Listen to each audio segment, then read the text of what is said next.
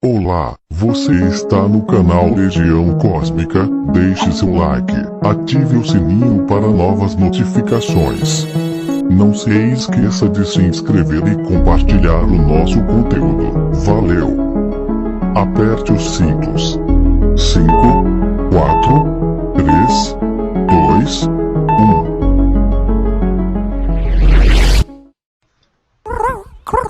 Boa noite, pessoal que está aí acompanhando o debate com Paulo Cogos e o Conde. Boa noite, Paulo. Boa noite, Conde. Pode se apresentar. Boa noite. Cogos? Boa noite, Kim. Boa noite, Conde. Boa noite, Kim. Boa noite, Bom, Conde. Boa noite a todos os espectadores. Ou como diria o Lula, boa noite a todos e a todas. Eu sou Paulo Cogos, eu sou um anarcocapitalista, sou estudante de administração, por imposição do MEC, não porque eu queria ficar lá. E eu pretendo trabalhar nas empresas da família, talvez ir embora do país e ser um articulista libertário, fazer alguma coisa em prol da liberdade, em prol dos meus ideais. Isso aí, Conde, quer falar alguma coisa? Bom, acho que você me conhece, eu sou o Leonardo Bruno, Leonardo Oliveira, né, mais conhecido como Conde. Digamos que eu defendo uma causa conservadora, né, uma causa conservadora liberal, por assim dizer, se podemos dizer. E eu sou advogado e também trabalho no comércio da família. E estudando, né, e pesquisando sobre a filosofia política e tentando compreender a política como ela é. Bom, o debate vai ser da seguinte maneira. Eu vou propor o tema. Uma pessoa vai ter 5 minutos para responder, a outra também. Depois, mais 5 minutos para réplica para cada um e a gente passa para o próximo tema. Beleza? Beleza. Bom, o primeiro tema é o papel do Estado na sociedade. Começa o Cogos aí, você tem 5 minutos, Cogos. É o seguinte, quando nós falamos em papel do Estado na sociedade, eu iria parafrasear o filósofo Stephen Molyneux e dizer que isso equivale a falar em o papel do estupro na relação romântica. Não faz o menor sentido. A etimologia da palavra societas vem do latim e significa uma relação voluntária, uma associação voluntária entre seres humanos. A própria definição do Estado, que é a imposição coercitiva de um monopólio da força e da legislação em cima de um determinado território, de um certo número de pessoas, não é compatível com a palavra societas, com a palavra sociedade. O Estado é, portanto, um corpo estranho à sociedade.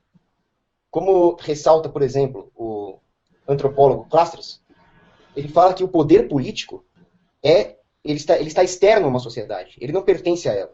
Portanto, ele necessariamente vai reduzir a utilidade, a felicidade e o potencial das pessoas que nela vivem. Então ele dá o exemplo de várias tribos e como elas evoluíram, ou melhor, como elas se degradaram para um Estado. Foi sempre através daquilo que o antropólogo Charles Spencer chama de chiefdom. Então grupos de chefes guerreiros impõem a sua vontade à força, na base do machado mesmo. Então eles começam a impor à sociedade uma certa ideologia para legitimar a sua posição no poder. E daí nasce a política, que é a ciência e a arte de legitimar um crime, de legitimar uma posição parasitária na sociedade. Por que parasitária? Aí eu posso citar, por exemplo, o Franz Oppenheimer. Existem 2 formas de se conseguir riqueza dentro de uma sociedade. A primeira é você contribuir para ela, contribuir para os membros dessa sociedade, agregando valor à vida deles. Esse meio se chama meio econômico. Eu produzo alguma coisa que as pessoas valorizam, elas voluntariamente me dão algo em troca e eu fico rico. Muito bem. Agora, existe o meio político de se conseguir as coisas, que é a força, através da coerção. Se um sujeito chegar lá na sociedade e começar a roubar, a matar, ele vai ser rapidamente expulso, morto. Mas aí que mora a ciência da política. Como fazer isso e ao mesmo tempo conseguir a legitimação da população? Foi assim que os chiefdoms, através da sua sofisticação, conseguiram se transformar em estados. E hoje eles têm um apoio ideológico da população. Cabe ao libertário apontar a grande farsa que é o Estado. E assim acabar com ele, porque a força do Estado não reside na sua superioridade militar absoluta. Os membros do Estado são poucos, são fracos. Ele reside, sim, na ideologia. Aí que o J.M. Hummel, o R.J. Hummel, fala o seguinte: tanto a manutenção da política quanto a manutenção do Estado dependem da ideologia. Ideologia errada ou ideologia correta. O papel do libertário é apontar a ideologia correta e, portanto, o fim do Estado. Porque o Estado, seja ele conservador, comunista, socialista, ele é, em última instância, a criminalização da existência humana. Seja lá o que for que o Estado criminalize você manter a sua própria renda, criminalize você se prostituir em troca de dinheiro, não interessa.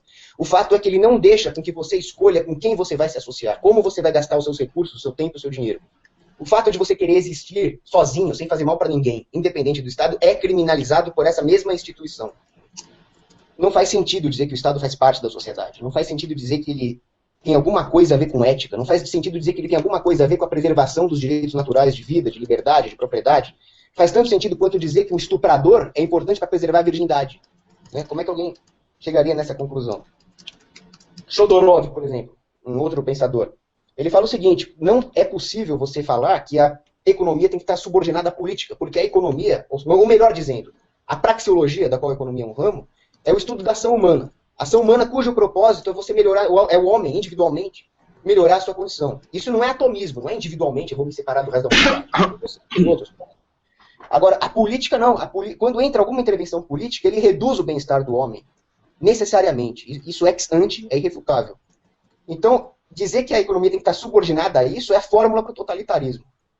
Todo e qualquer Estado, por menor que seja, vai atingir um ponto em que ele vai ser um Estado máximo. É isso. Só isso, Cláudio, você tem 30 segundos ainda, se quiser. Mais 30 segundos? Bom, eu diria o seguinte: o libertarianismo, ele não quer um mundo perfeito. Ele quer um mundo correto. Ele não é utópico. Pelo contrário, ele é a negação da utopia. Utopia é o Estado. Por quê? Porque depende, ele coloca todas as fichas na boa vontade de um governante. Não, esse governante ele vai agir do jeito que eu quero, do jeito que eu acho que vai ser perfeito. O libertarianismo não. Ele impõe as regras, que é os direitos naturais, elas não podem ser violadas, e nós vamos resolver os outros problemas da humanidade, a parte técnica, dentro desses limites éticos, dentro dessas normas. E uma vez que alguém tem o monopólio da Constituição, ele vai abusar disso. Conde, pode começar. É engraçado que nos debates que eu tive com relação aos libertários, eles são cheios de frases de efeito, mas se analisar essas frases de efeito, elas não têm realmente um conteúdo substancial. Nós temos algumas frases do Cogos assim: o Estado é um roubo, a sociedade é voluntária, societas. Só que dentro dessa sociedade dita voluntária, existem algumas regras que são coercitivas, sim. Não matar, não roubar, né, não violar o direito de propriedade, são regras coercitivas. Ou seja, a sociedade ela não trabalha somente com uma voluntariedade absoluta. Isso é uma falácia. Isso não corresponde à realidade. A realidade é que a sociedade ela se reúne de comum acordo através de estruturas de mediação política, e aí vamos também analisar essa questão da política como legitimação do crime. Ao que parece, é engraçado, o Cogos fala que societas é voluntária, e ele deslegitima a política, quando na verdade políticas e societas elas têm um vínculo em comum. A política não tem nada a ver com legitimação do crime. A política é a discussão sobre os assuntos da cidade, né, da polis. Então não é uma ideologia que foi inventada para justificar a existência do Estado ou para justificar a existência de uma estrutura de poder. Essa estrutura de poder existe naturalmente antes de se teorizar sobre a política. Essa que é a grande questão. O libertarianismo ele parte de hipóteses, de soluções hipotéticas abstratas e utópicas, porque quando falamos de utopia, nós estamos falando do quê? Do lugar nenhum. Não existe nenhum exemplo, basicamente, da sociedade libertária que seja concreta na prática. Né? Então a política, ela discute basicamente a relação dos homens com essas instituições e a relação de poder dessas instituições. Quando nós dizemos que o Estado nasceu de um roubo ou coisa parecida, nós estamos falando apenas um argumento retórico. O Estado, ou melhor, eu não gosto nem da palavra Estado, eu gosto de falar sociedade política, a organização política, ela tem várias formas de fundação. Ela pode ser baseada em critérios legítimos e ilegítimos. Tá? Ou seja, a legitimidade está discutida aqui. O próprio Cogos falou a questão dos direitos naturais. Mas quem elabora quem elabora a concretização fática ou a concretização da execução desses direitos? A sociedade política. Ou seja, as pessoas se organizam através dos conflitos de interesses e tentam resolver o conflito de interesses. Então dizer que o Estado é mauzinho e o particular é bonzinho, né? Ou então que o Estado é sempre em posição da força, a sociedade, em geral, ela tem elementos que não são totalmente voluntários. Por exemplo, o não matar, por exemplo, não é um elemento voluntário. A voluntariedade está o quê? Na realização de leis. Mas eu sou proibido de matar. Eu sou proibido de matar. Então, eu não posso dizer que tudo é voluntário. Existem leis justamente porque certas relações elas não são totalmente aceitas como voluntárias. Um exemplo clássico é o homicídio, o outro é o roubo, o outro é o estupro. Com relação ao Estado ser despótico ou não, isso depende muito. Isso depende muito da história de um país, isso depende muito de vários tipos de interesses que estão sendo em jogo. Isso é muito relativo. Você dizer que todos os Estados são necessariamente um roubo, isso aí é uma discussão retórica, não significa que seja real. Até porque toda a filosofia política ela está se embasada num conceito real. Nem toda, claro. Tem filosofias políticas que são completamente utópicas. Mas, pelo menos a filosofia política clássica, e aí eu pegaria Aristóteles, Platão, São Tomás, Santo Agostinho, inclusive filosofia justnaturalista, que se desenvolveu no final da Idade Média, e depois a partir do século XVI e XVII, em suma, elas estão se baseando numa realidade chamada estrutura e sociedade política. O caso do societas voluntário, ele pode ser voluntário para se estruturar a sociedade política, mas dentro dessa voluntariedade tem regras que são coercitivas. Né? Com relação à economia subordinada à política, né, nós vemos aí uma palavra negativa. Né? A política está sendo tratada como um conceito negativo. Mas isso é um conceito pessoal do Cogos. Não é um conceito real, necessariamente, daquilo que se entende por política na filosofia política tradicional. Né? Então, quer dizer, claro que a economia ela se sujeita à política, por quê? Porque a economia, como um dos elementos das relações humanas, que é a relação com as riquezas e a relação com o trabalho, ela está sujeita ao quê? A um ordenamento de regras, cujas instituições são obrigadas, inclusive, a o quê? A impor certas garantias. Ou seja, os contratos, a propriedade privada, o direito à vida, entre outras coisas. Então, quer dizer, no final das contas, eu vejo que o libertarianismo ele parte de umas certas falácias retóricas que no final não quer dizer nada, não quer dizer absolutamente nada. E qual é o meu ponto de vista nesse aspecto? O libertarianismo, longe de ser uma afirmação da política, na verdade ela é uma negação de qualquer teoria política, porque na prática ela não se consagra. Na prática ela só se consagra em hipóteses que não correspondem à realidade propriamente dita. É nesse sentido que eu poderia falar da réplica. Pois não. 5 minutos para a réplica, Paulo.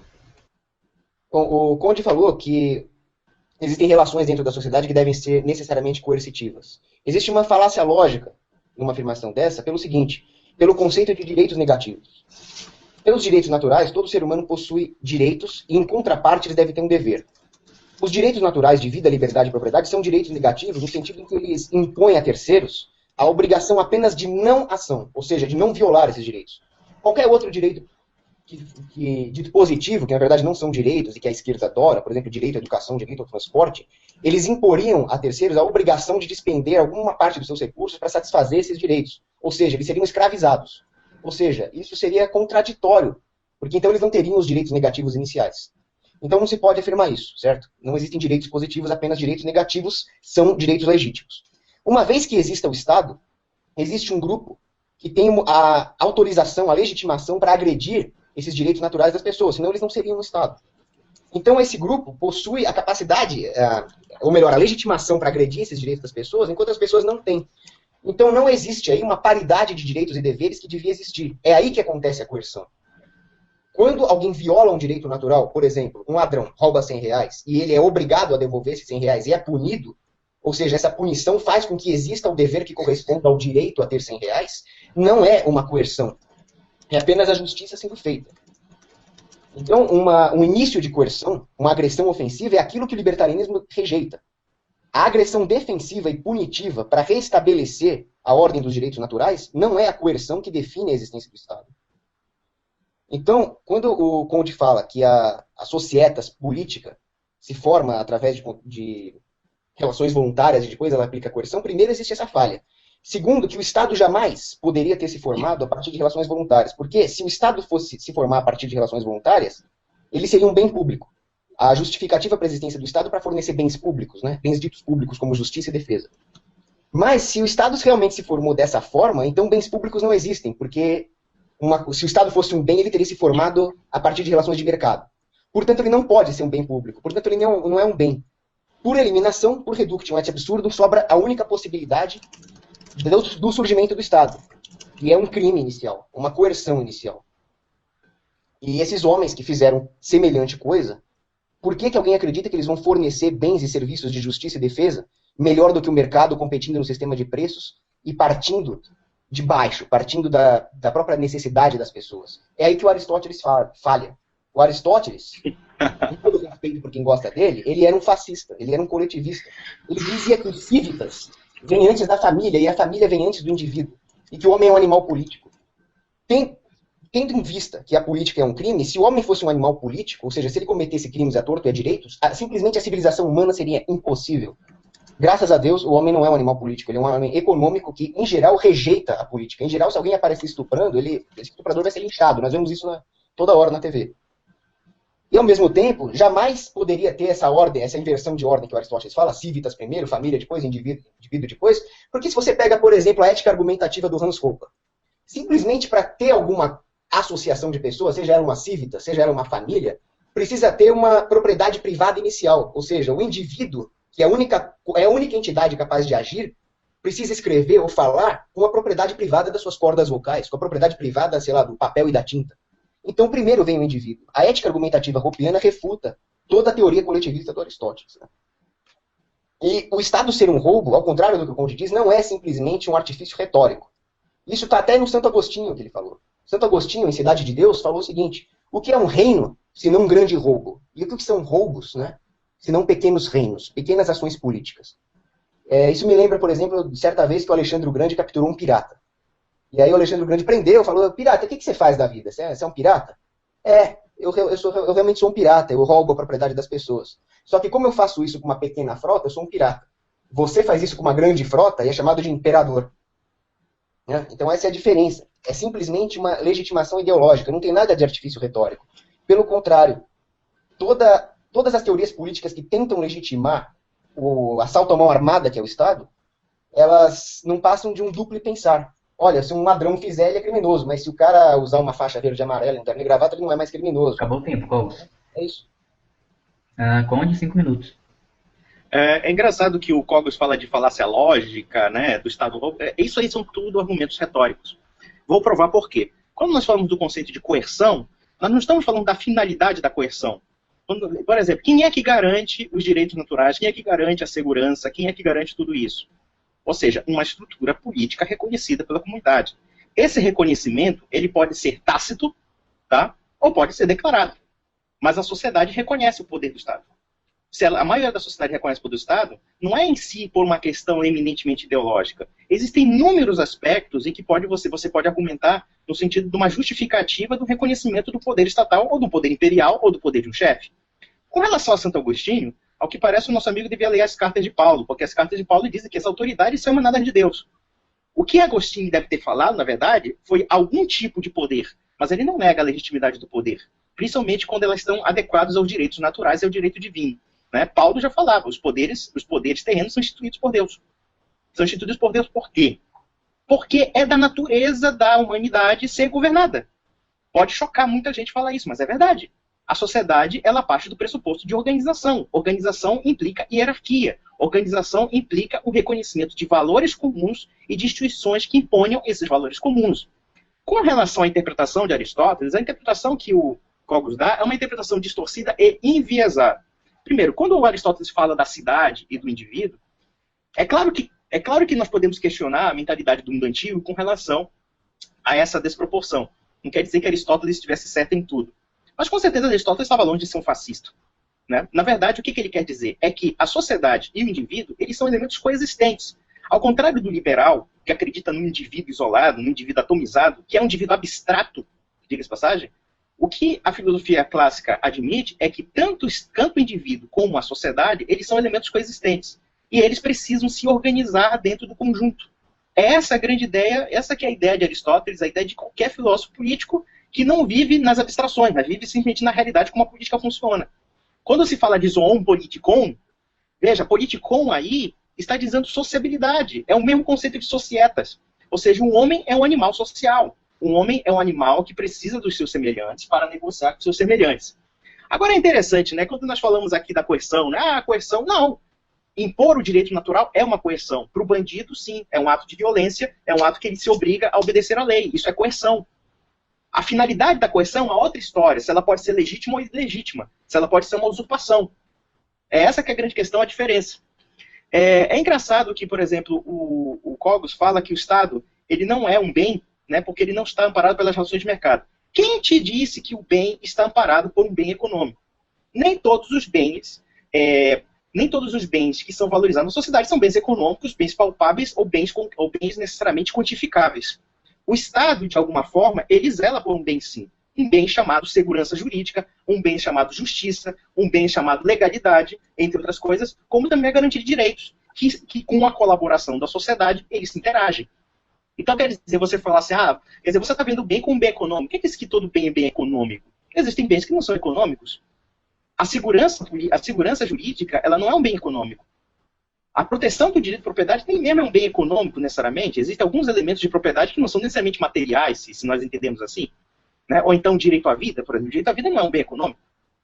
Então, quer dizer, você pegar um princípio chamado bem econômico e achar que a sociedade se dimensiona por essa estruturação é uma visão completamente limitada da realidade. A sociedade tem outros aspectos, outras hierarquias de valores que vão muito além dos bens econômicos. E os bens econômicos, eles estão sujeitos a conceitos éticos de uma sociedade política. É isso que nós temos que entender. Grande parte das práticas econômicas, elas não são econômicas por si mesmas. Elas são econômicas dentro de uma realidade sociológica, de uma realidade social. Então, quer dizer, a gente percebe aí um conceito completamente abstracionista e idealista do indivíduo. O indivíduo é um homem econômico. Pode ser também o indivíduo é um homem soviético, o indivíduo é um homem integral, o indivíduo é um homem fascista. Pode ser qualquer coisa. Isso é um jogo retórico. A prática é o seguinte, o homem não é somente um homem econômico. Ele é um homem ético, ele é espiritual, ele é religioso. Em si, existem várias facetas do homem aí. E é um homem político. O homem político é um homem que convive com seu semelhante através de conflitos, né? E também tentando resolver esses conflitos através de legislações comuns. Com relação, por exemplo, a Alexandre o Grande... Acabou seu tempo, Conde. Mas não, tudo bem, depois eu falo sobre isso. Vamos lá. Bom, o próximo tema é justiça e segurança contra inimigos internos e externos. Como o Cogos começou outra, você começa essa, Conde, 5 minutos. Olha, a gente tem que ter uma coisa, né? A defesa de um território, como a defesa, por exemplo, da integridade dos cidadãos, é uma defesa associada, né? Associada em política, a sociedade é associada em organização, associada em relação de mando e obediência. Inclusive, nós temos a força militar. A força militar é o exemplo central dessa relação de mando e obediência através de uma hierarquia, né? Claro que a sociedade política não tem que ser militarizada, eu não estou chegando a esse ponto. Eu só estou dizendo que a sociedade política, de alguma forma, ela convoca, né, digamos assim, através das instituições, elas são elementos intermediários que você pode organizar, inclusive a defesa do território, como também a defesa da segurança interna. E isso desde tempos imemoriais. Podemos pegar na sociedade tribal, podemos pegar numa sociedade da polis, podemos pegar na sociedade imperial. Ou seja, que através de elementos comuns, elementos de princípios comuns, de defesa do território, de defesa da soberania, ou então de defesa da propriedade, porque de alguma forma você está defendendo a sua família, você convoca esses elementos individuais para o quê? Para você participar da guerra. É claro que, aí eu posso até concordar com os libertários num certo ponto, que houve um tempo que a guerra ela não era feita de cidadãos comuns. Isso aí eu poderia dizer que é uma das barbaridades do Estado moderno, né? Ou seja, de você convocar os cidadãos para a guerra, quando antigamente, na verdade, os chefes políticos, por assim dizer, eles contratavam mercenários para a guerra.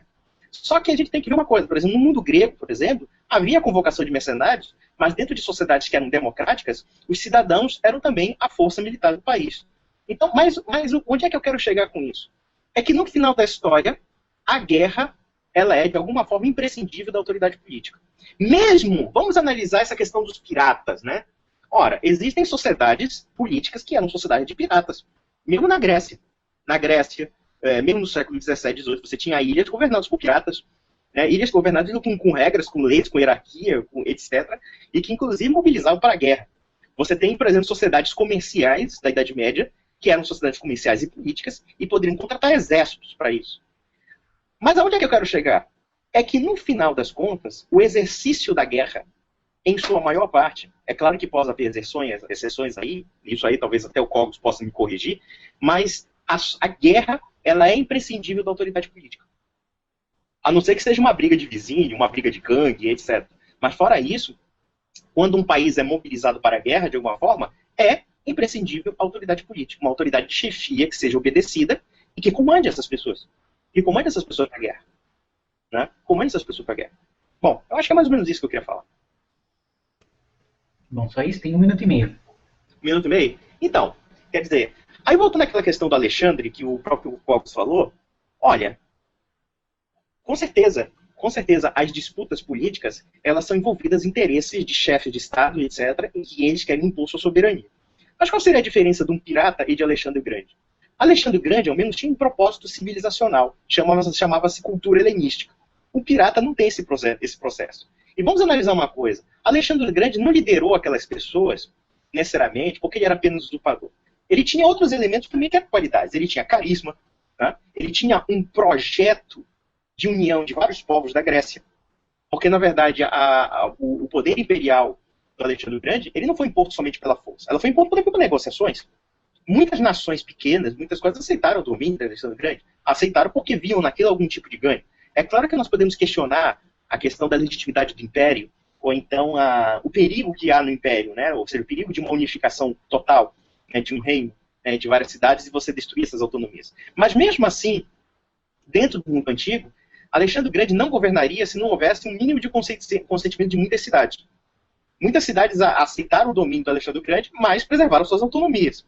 E isso acabou incrementando um fenômeno chamado helenismo, e um fenômeno civilizacional de o quê? De exportar praticamente a cultura e a filosofia da Grécia para o mundo todo. Isso podemos dizer também Império Romano. Cogos pode responder, 5 minutos. Quando o Conde fala que a diferença entre o pirata e o Alexandre o Grande é que o Alexandre o Grande tinha um projeto civilizacional, no caso a cultura helenística, os dois tinham objetivos. O problema é que meios eles usaram para conseguir esses objetivos. Ou, se o problema é uma coisa de bem comum, seja lá o que for bem comum, qual a diferença entre isso e 10 homens tentando estuprar uma moça? Ou, qual é a diferença entre o projeto de cultura helenística do Alexandre e o destino manifesto americano que exterminou um monte de índio? Ou a diferença entre isso e o espaço vital nazista e toda aquela blitzkrieg contra a França, contra todo mundo ali? Para mim, é tudo criminoso. Agora, falando de defesa militar e da guerra, uma coisa eu concordo com o Conde. O fenômeno da guerra está intimamente ligado ao fenômeno da política. Tanto é que Clausewitz, um dos maiores estrategistas militares que já existiram, falava que a guerra é uma continuação da política por outros meios. Mas seria a guerra uma coisa desejável, ou alguma coisa bonita de se ver? Óbvio que não. O que nós estamos discutindo aqui é a segurança. Como se defender de agressões. Sendo que o único tipo de guerra justa que existe é uma guerra defensiva contra essas agressões. E qual é a melhor maneira de se defender uma sociedade? Qual é a melhor maneira de evitar que guerras aconteçam? O Estado é capaz de socializar os custos da guerra através dos impostos. As pessoas vão ponderar muitos fatores antes de pegar um fuzil e sair atirando, se expondo ao fogo inimigo. O Estado não. Ele manda seus conscritos, ele manda as pessoas que ele doutrinou, seja de uma forma ou de outra, seja falando em a defesa da mãe Rússia, ou seja usando os argumentos que os reis usaram nas cruzadas. De alguma forma. É diferente de uma associação genuína entre as pessoas, fruto de uma formação cultural espontânea, e aí sim, uma defesa forte da sua família, da sua cultura que surgiu espontaneamente. Isso é totalmente diferente da maneira como a guerra evoluiu no âmbito do Estado. Defendendo o interesse dos reis, na Idade Média eu concordo que a maioria dos camponeses não lutavam, era uma guerra entre militares. E depois da Revolução Francesa, quando veio o serviço militar obrigatório, e com a expansão da democracia veio, e do Banco Central também, né? Veio a guerra total, vieram as guerras mundiais, vieram as bombas atômicas, nós vemos que o sistema estatal de segurança está provando que ele é o contrário, ele é um sistema de insegurança. Ele só serviu para torrar trilhões em recursos ao longo da história para enviar milhões de pessoas para a morte. É só isso que serviu. Ao passo que a defesa de um território seria muito mais eficiente, agora falando do ponto de vista utilitário mesmo, como se defender de uma agressão, se isso ficasse a cargo da associação voluntária entre as pessoas das seguradoras. As seguradoras teriam um enorme interesse em preservar a propriedade privada dessas pessoas, e assim, o preço de se estabelecer em um terreno melhor defendido, ou junto com outras pessoas que também tenham acordos de cooperação militares, tudo isso sairia mais barato e geraria um sistema de defesa mais eficiente. Tudo através das seguradoras. Agora, uma outra coisa que o Conde citou, quando ele falou, foi que a guerra depende de uma hierarquia. Assim como uma empresa depende de uma hierarquia. Mas o que faz com que existam empresas e que elas sejam eficientes não é que a empresa seja uma cooperativa de hippies. Ela pode ser uma empresa durona, que nem a Caterpillar, tem hierarquia. Mas a questão é associação voluntária. Essa é a diferença. Então, um soldado obrigado a lutar vai lutar de uma maneira pior do que um soldado que vai lutar voluntariamente. E está cheio de exemplos de soldados que lutaram voluntariamente ao longo da história. Esse soldado, ele não vai arriscar a vida sob ordens de um comandante incompetente. Ele vai procurar o melhor comandante, que vai ter mais homens para comandar.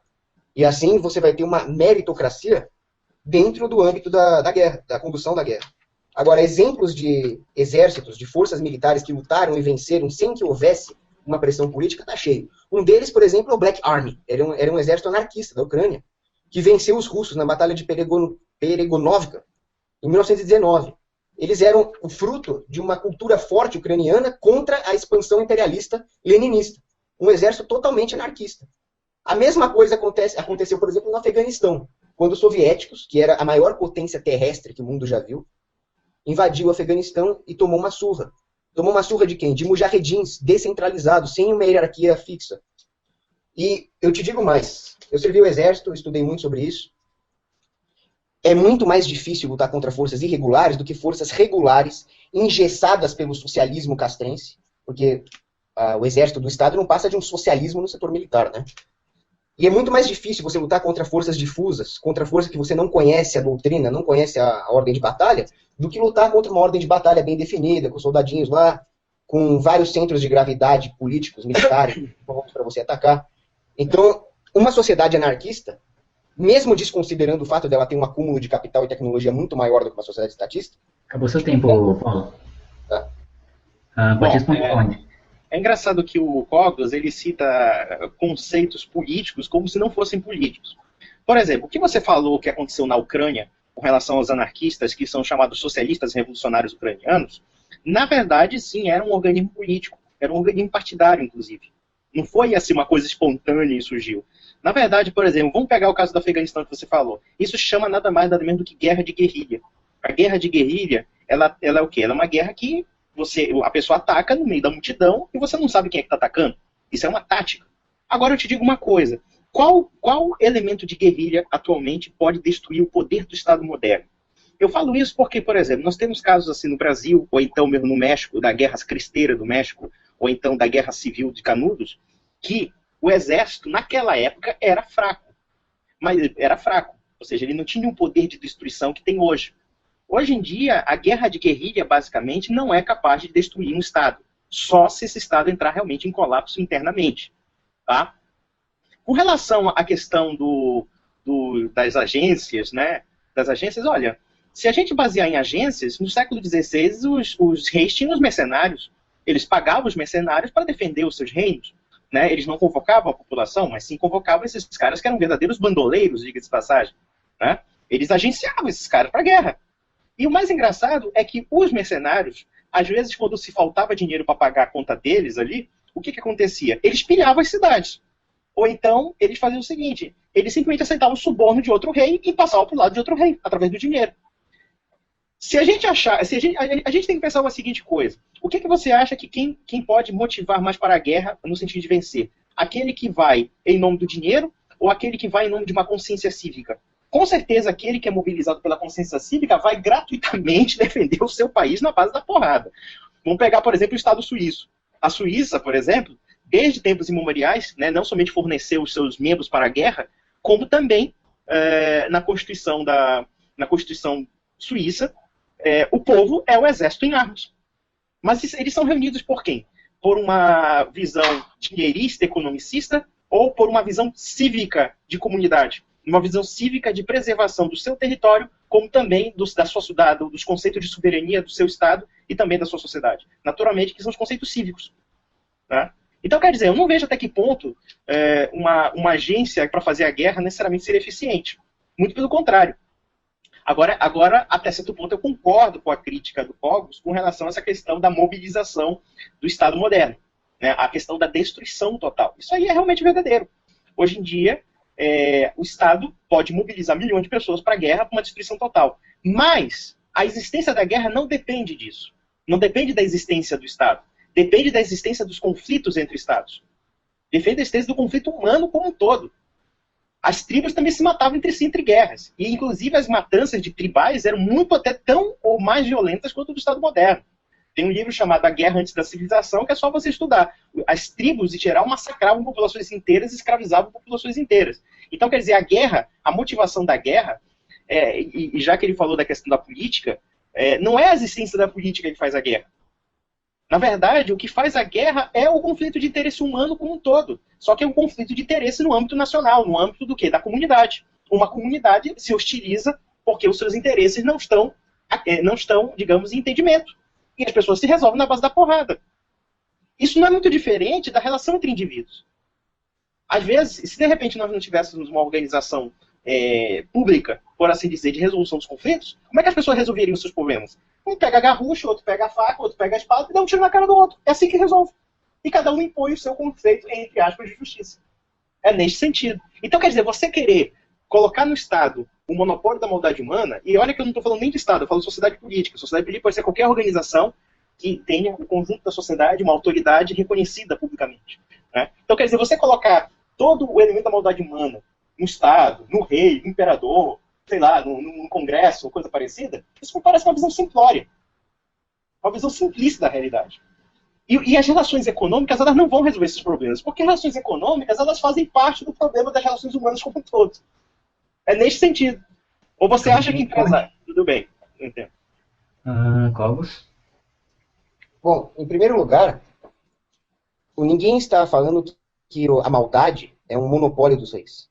Existem seres humanos maus, existem seres humanos bons, por isso que nós temos o livre-arbítrio. Agora, quando você dá o monopólio da força e da coerção para um grupo que tem o poder, e como dizia Lord Acton, o poder corrompe, aí nós temos uma situação realmente perigosa. Molinari, que é um teórico da segurança privada, um grande pensador, dizia o seguinte: numa anarquia você não vai ter a garantia de paz. Numa anarquia você não vai ter a garantia de respeito aos direitos naturais. Mas no Estado você tem a garantia de que eles vão ser desrespeitados. Então a ideia de que o Estado vai preservar... Nós precisamos do Estado porque senão as pessoas vão se matar, então é melhor ter a agressão garantida do que a agressão não garantida, é uma espécie de suicídio civilizacional. Porque, bom, eu posso morrer ou não morrer, então vou me dar um tiro. Mais ou menos isso. Agora, pensa bem. A maioria das pessoas não é capaz de cometer as atrocidades que os membros do Estado cometem em geral. Claro que existem vários tipos de bandidos, mas em geral, eu estou falando, as pessoas não cometem essas atrocidades a não ser que elas estejam imbuídas de patriotismo, de nacionalismo, ou de qualquer ideia que o Estado incite na cabeça delas. Em geral, se você furar uma fila, em geral, se você empurrar uma grávida, as pessoas vão reagir contra você. Mas quando existe a presença do Estado, toda essa concepção moral das pessoas tem que ser necessariamente distorcida simplesmente para que as pessoas legitimem o crime que é o Estado. E mais, os governantes que estão na posição de poder, como disse o Santo Agostinho, eles são imbuídos daquilo que é chamado de libidos dominandi. Eles querem cada vez mais poder, e aí eles vão fazer cada vez mais guerras e cada vez mais abusos. Agora, outra coisa que o Conde confundiu é que é a questão do espírito cívico ou do dinheiro. Realmente, o Maquiavel falava que os mercenários eram guerreiros inferiores, porque eles não lutavam por um ideal, e sim por dinheiro. Mas quando se estuda praxeologia, o que está em jogo não é o que a pessoa está recebendo em troca, e sim aquilo que ela valoriza mais no momento. É possível que uma pessoa valorize mais um ideal cívico, ou amor à família, ou amor àquela vilarejo onde ele vive, do que o dinheiro. O que importa é que ela valoriza tanto aquilo que ela está disposta a arriscar a vida. Realmente, nesse caso, o miliciano é o mais poderoso dos soldados. Mais do que um soldado estatal que luta por obrigação, mais do que um mercenário que luta pelo dinheiro. Mas, de qualquer forma, ele luta melhor quando isso tudo for voluntário. Quando você monta um exército permanente, um exército profissional a serviço do Estado, você tem uma ameaça à liberdade. Isso já dizia o Alden Partridge, que se formou na Academia Militar de West Point, uma academia que forma um exército permanente profissional, e ele falou que aquilo era uma ameaça para a liberdade, que aquilo ia formar um exército que serve aos interesses dos governantes. Então ele desenvolveu o conceito do soldado cidadão lá nos Estados Unidos. Fundou outra escola, que era Norwich University. E não deu outra, né? Hoje nós vemos o exército americano se envolvendo nos conflitos mais antiéticos e criminosos possíveis e imagináveis. Quer dizer que a profecia do Alden Partridge estava certa. Estava certa, né? E não é toda a milícia que é motivada por fatores políticos, partidários. Nós vemos, por exemplo, os casos mais interessantes de uma mobilização completamente espontânea contra uma opressão. Por exemplo, mulheres camponesas lá na Nigéria pegando em armas para se defender contra aquele grupo terrorista, o Boko Haram. Mulheres camponesas, sem nenhum treinamento militar, expulsando terroristas. Ou no México, por exemplo, quando os cidadãos mexicanos se mobilizaram para combater um cartel, coisa que o governo não fez. Qual a diferença entre os terroristas do Boko Haram e os traficantes e o governo? Simplesmente é uma legitimação ideológica. Agora, o Conde falar, a simetria de poder do Estado é muito maior. Hoje não tem como um grupo irregular vencer o Estado numa guerra. Primeiro que isso é um argumento para mim. Nós chegamos num ponto em que o Estado tem uma simetria de poder realmente. Eles têm cruzadores, eles têm caças invisíveis, eles têm armas nucleares. E nós estamos perdendo o direito de ter um 38.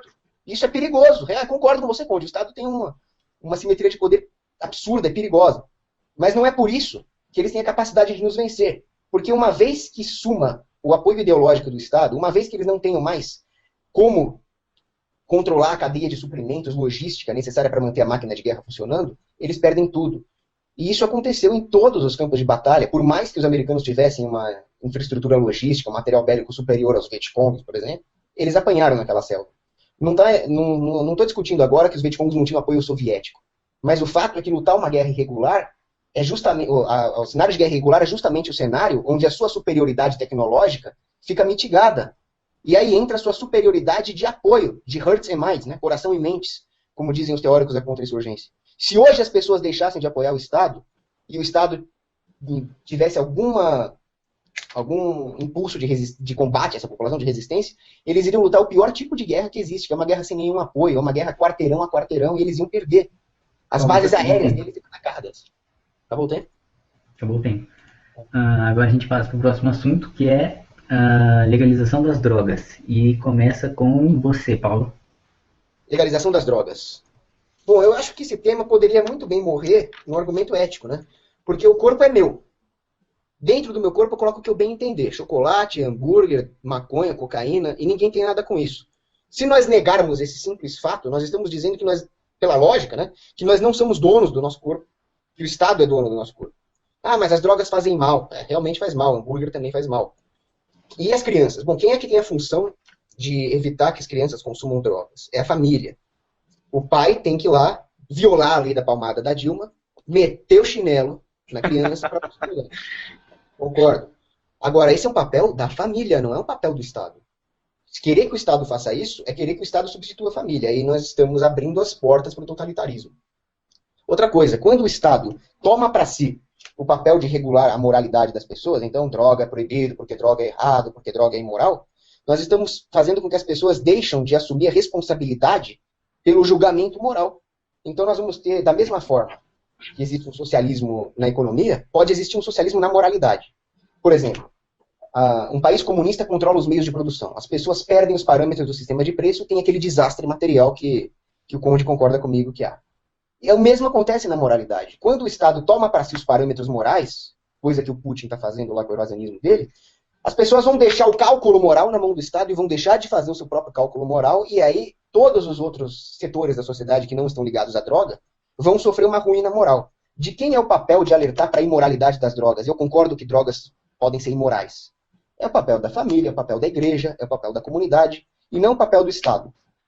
Porque seja lá qual for a política do Estado, seja a política de esquerda, vamos cuidar do drogado, seja a política do Capitão Nascimento, vamos bater no drogado, necessariamente qualquer uma dessas coisas vai ter que ser financiada com os recursos de todo o resto da sociedade. Então, ou você vai agredir um inocente, que é o usuário, ou você vai subsidiar o usuário com recurso de que não tem nada a ver com a droga.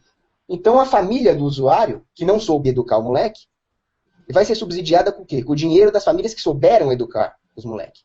E aí isso é um axioma básico da economia. O que é subsidiado tem de mais e o que é taxado tem de menos. Famílias responsáveis vão ficar cada vez mais reduzidas em número e famílias irresponsáveis vão aumentar, porque elas estão sendo subsidiadas. E, por fim, nós temos a guerra contra as drogas, que vem causando mortes, violência. Existe a militarização da indústria proibida.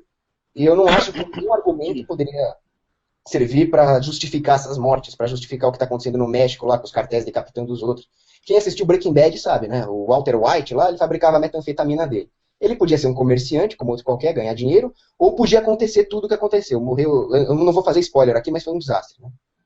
E é isso. A guerra contra as drogas não diminuiu o vício, pelo contrário, as drogas ficaram mais pesadas, mais virulentas, enquanto que os custos aumentaram. E por que o governo insiste nisso? Ele não está preocupado com o drogado, ele não está preocupado com a sociedade, ele não está preocupado com a viúva do policial. Ele está preocupado com os cartéis que estão ligados aos políticos e com a pressão das grandes corporações que têm interesse em impedir que haja bens substitutos, derivados, por exemplo, do cânhamo, né, que fabrica maconha, e assim eles ficam livres da concorrência. E as indústrias do tabaco, do álcool, petrolíferas, continuam lucrando sem a ameaça dos bens substitutos do cânhamo. Inclusive, a maconha é usada para fins medicinais. E outro dia, a Anvisa impediu a liberação lá de um medicamento à base de maconha e acabou resultando na morte de uma criança. Então, olha só, morreu um completo inocente que não tinha nada a ver com o peixe por causa de sei lá o quê. Porque uns falam que é moral proibir as drogas, outros falam que, bom, seja lá qual for a justificativa, não justifica. Quanto tempo eu tenho, Kim? Kim? Kim já dormiu, ó. Que acorda? Acorda, porra! Tem mais um minuto ainda, Paulo. Você tá me devendo uns acréscimos. Não, eu vou deixar um minuto certinho. Houve tempo em que as drogas eram liberadas, houve tempo em que a Rainha Vitória usava drogas, houve tempo em que havia clubes para fumar vários tipos de droga, narguilé, com maconha, seja lá o que for, em bares dos Estados Unidos, e não acontecia problema nenhum. E a mesma coisa com o álcool. Aí veio a lei seca, e nós temos o Al Capone matando o Bugs Moran. Você não vê hoje, por exemplo, o dono da Budweiser matando o dono da Heineken, né? E a mesma coisa acontece no setor das drogas. Só existe Farc, só existe esse tipo de coisa porque elas são proibidas. Aquele tempo em que as drogas eram liberadas e existiam os clubes, os caras meio loucos que se drogavam e ficavam só por isso, era recreacional, hoje virou um inferno na Terra. Hoje virou um inferno que são as favelas brasileiras. E se as drogas fossem liberadas, se as pessoas pudessem comerciar livremente, aquela figura do traficante do PCC armado até os dentes seria substituída por um bicho grilo lá que ia vender maconha dele na praia, de boa ali, Bob Marley, e acabou. Qual cenário vocês preferem? Vamos lá? Pode ir. Só para a gente concluir a conversa anterior sobre os mujahedins e os anarquistas ucranianos, vocês percebem como a questão da motivação cívica é interessante. Os mujahedins pegarem armas contra os soviéticos porque eles defendiam o quê? Uma vida religiosa, muçulmana. Ou seja, a mobilização através da religião e através do quê? Da identidade tribal, entre outras coisas. Ou seja, no final da história existe um elemento motivacional aí, né? Embora, como eu já expliquei aqui, o exército regular com certeza é mais poderoso do que um grupo de guerrilha. Eles são de guerrilha justamente porque numa guerra convencional eles perderiam. Mas voltando sobre a questão das drogas, né, já houve vários debates, as drogas elas são um assunto bastante controverso. Né, um assunto bastante controverso. Mas eu não parto das mesmas premissas lógicas do Logos. Né, ou seja, o meu corpo e minhas regras. Né, parece até que o meu amigo é conservador e ao mesmo tempo parece uma feminista da FEMEI. Mas sim, vamos lá. Então quer dizer, não, a coisa não funciona dessa maneira. A questão das drogas, ela existem inúmeras variáveis que são variáveis individuais, mas também variáveis de natureza coletiva, de natureza social mesmo.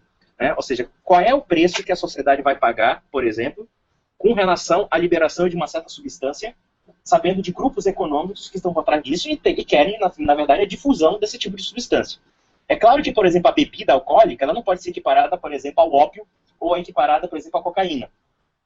Vamos dar um exemplo clássico disso. Da mesma forma que eu poderia usar aqui o argumento contra a proibição das drogas sobre a lei seca nos Estados Unidos, eu poderia também usar, por exemplo, o argumento da guerra do ópio na China, em que os canalhas dos britânicos lá simplesmente fizeram um imenso tráfico de drogas dentro da China que acabou com gerações inteiras de chineses. Acabou mesmo. Você vê gerações inteiras de chineses verdadeiros zumbis. Você se cria um hábito de destruição em massa através das drogas. Então, quer dizer, se por um lado nós temos o aspecto da liberdade individual, nós temos um outro problema, que é a questão do controle social que as drogas podem ser instrumentalizadas contra a sociedade. Né? Contra a sociedade. Então, por exemplo, aliás, a gente sabe que na legislação brasileira o uso de drogas não é crime. Né? O uso de drogas não é crime. O que é crime é o porte de drogas. Existe uma diferença aí. Quer dizer, o Estado reconhece que a autolesão em si não é crime. O cara pode até se drogar. Mas se ele for pego com porte, ou seja, a circulação das drogas, aí sim ele é preso. Agora, se ele puxar uma maconha e ele estiver maconhado, ele não vai preso. Né? Essa é a diferença. Ou seja, o Estado, inclusive, respeita o direito dele de se autolesar, mas não respeita o direito dele de ele difundir uma determinada substância que pode ser usada como instrumento de controle social. É o caso, por exemplo, do tráfico de drogas. Há uma ingenuidade muito grande achar que liberar bebida é o mesmo que liberar cocaína, é o mesmo que liberar maconha, ou mesmo que liberar ópio. Não é a mesma coisa. Primeiro porque, por exemplo, quando nós falamos de liberdade, né, a liberdade sobre o nosso próprio corpo, primeiro, a liberdade ela visa um fim benéfico. Da feita que a liberdade não tem fim benéfico, ela não deve ser totalmente valorizada. E com relação à questão moral e ética, né, que o Cogos falou, que o Estado ditando a moral é malvadinho e etc. Olha, quando nós falamos de questões morais, nós temos que ver se essas questões morais elas dizem respeito ao conjunto da sociedade no âmbito da sua sobrevivência, realmente da sua necessidade, ou se ela diz respeito somente a uma pessoa, somente a um indivíduo. Da feita que nós temos hoje organismos, grupos criminosos, né, que com a legalização das drogas simplesmente vão se tornar bons moços burgueses, né, e vão, inclusive, atochar a nossa sociedade dessas substâncias, a ponto de, inclusive, iludir nossas famílias, iludir pessoas que são vulneráveis, como jovens, etc.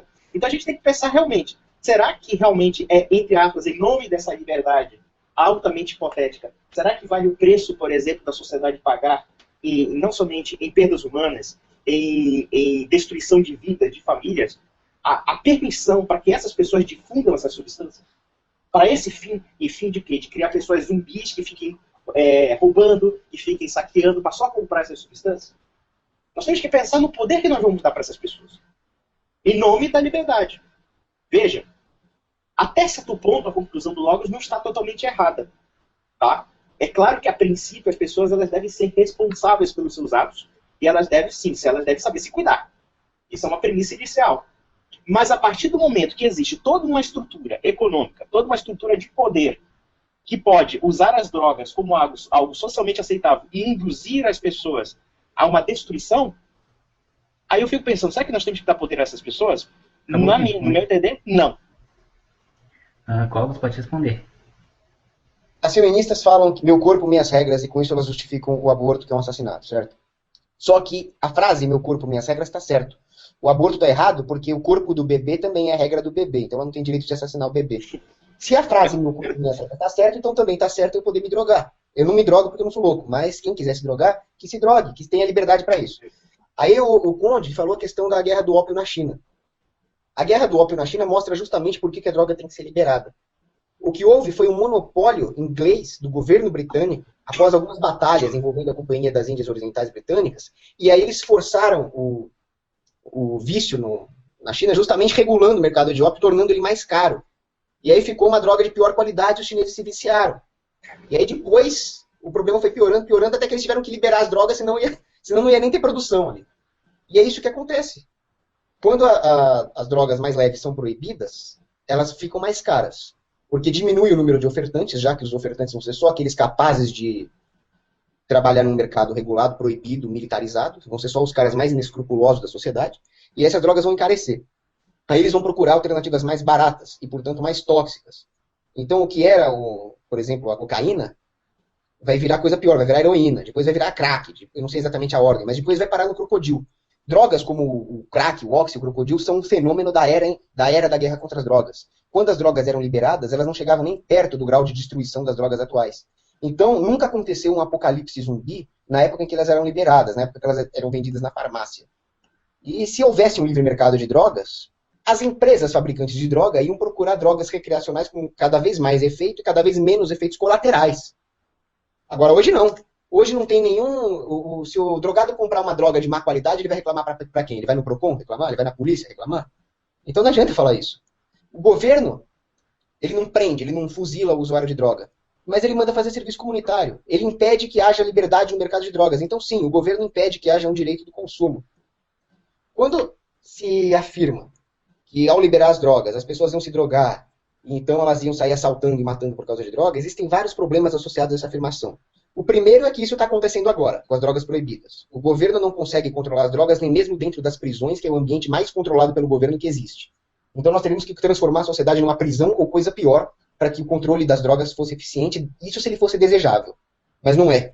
Porque ao afirmar que alguém poderia se drogar, ficar muito louco e sair assaltando para comprar droga, nós estamos querendo punir um crime em potencial.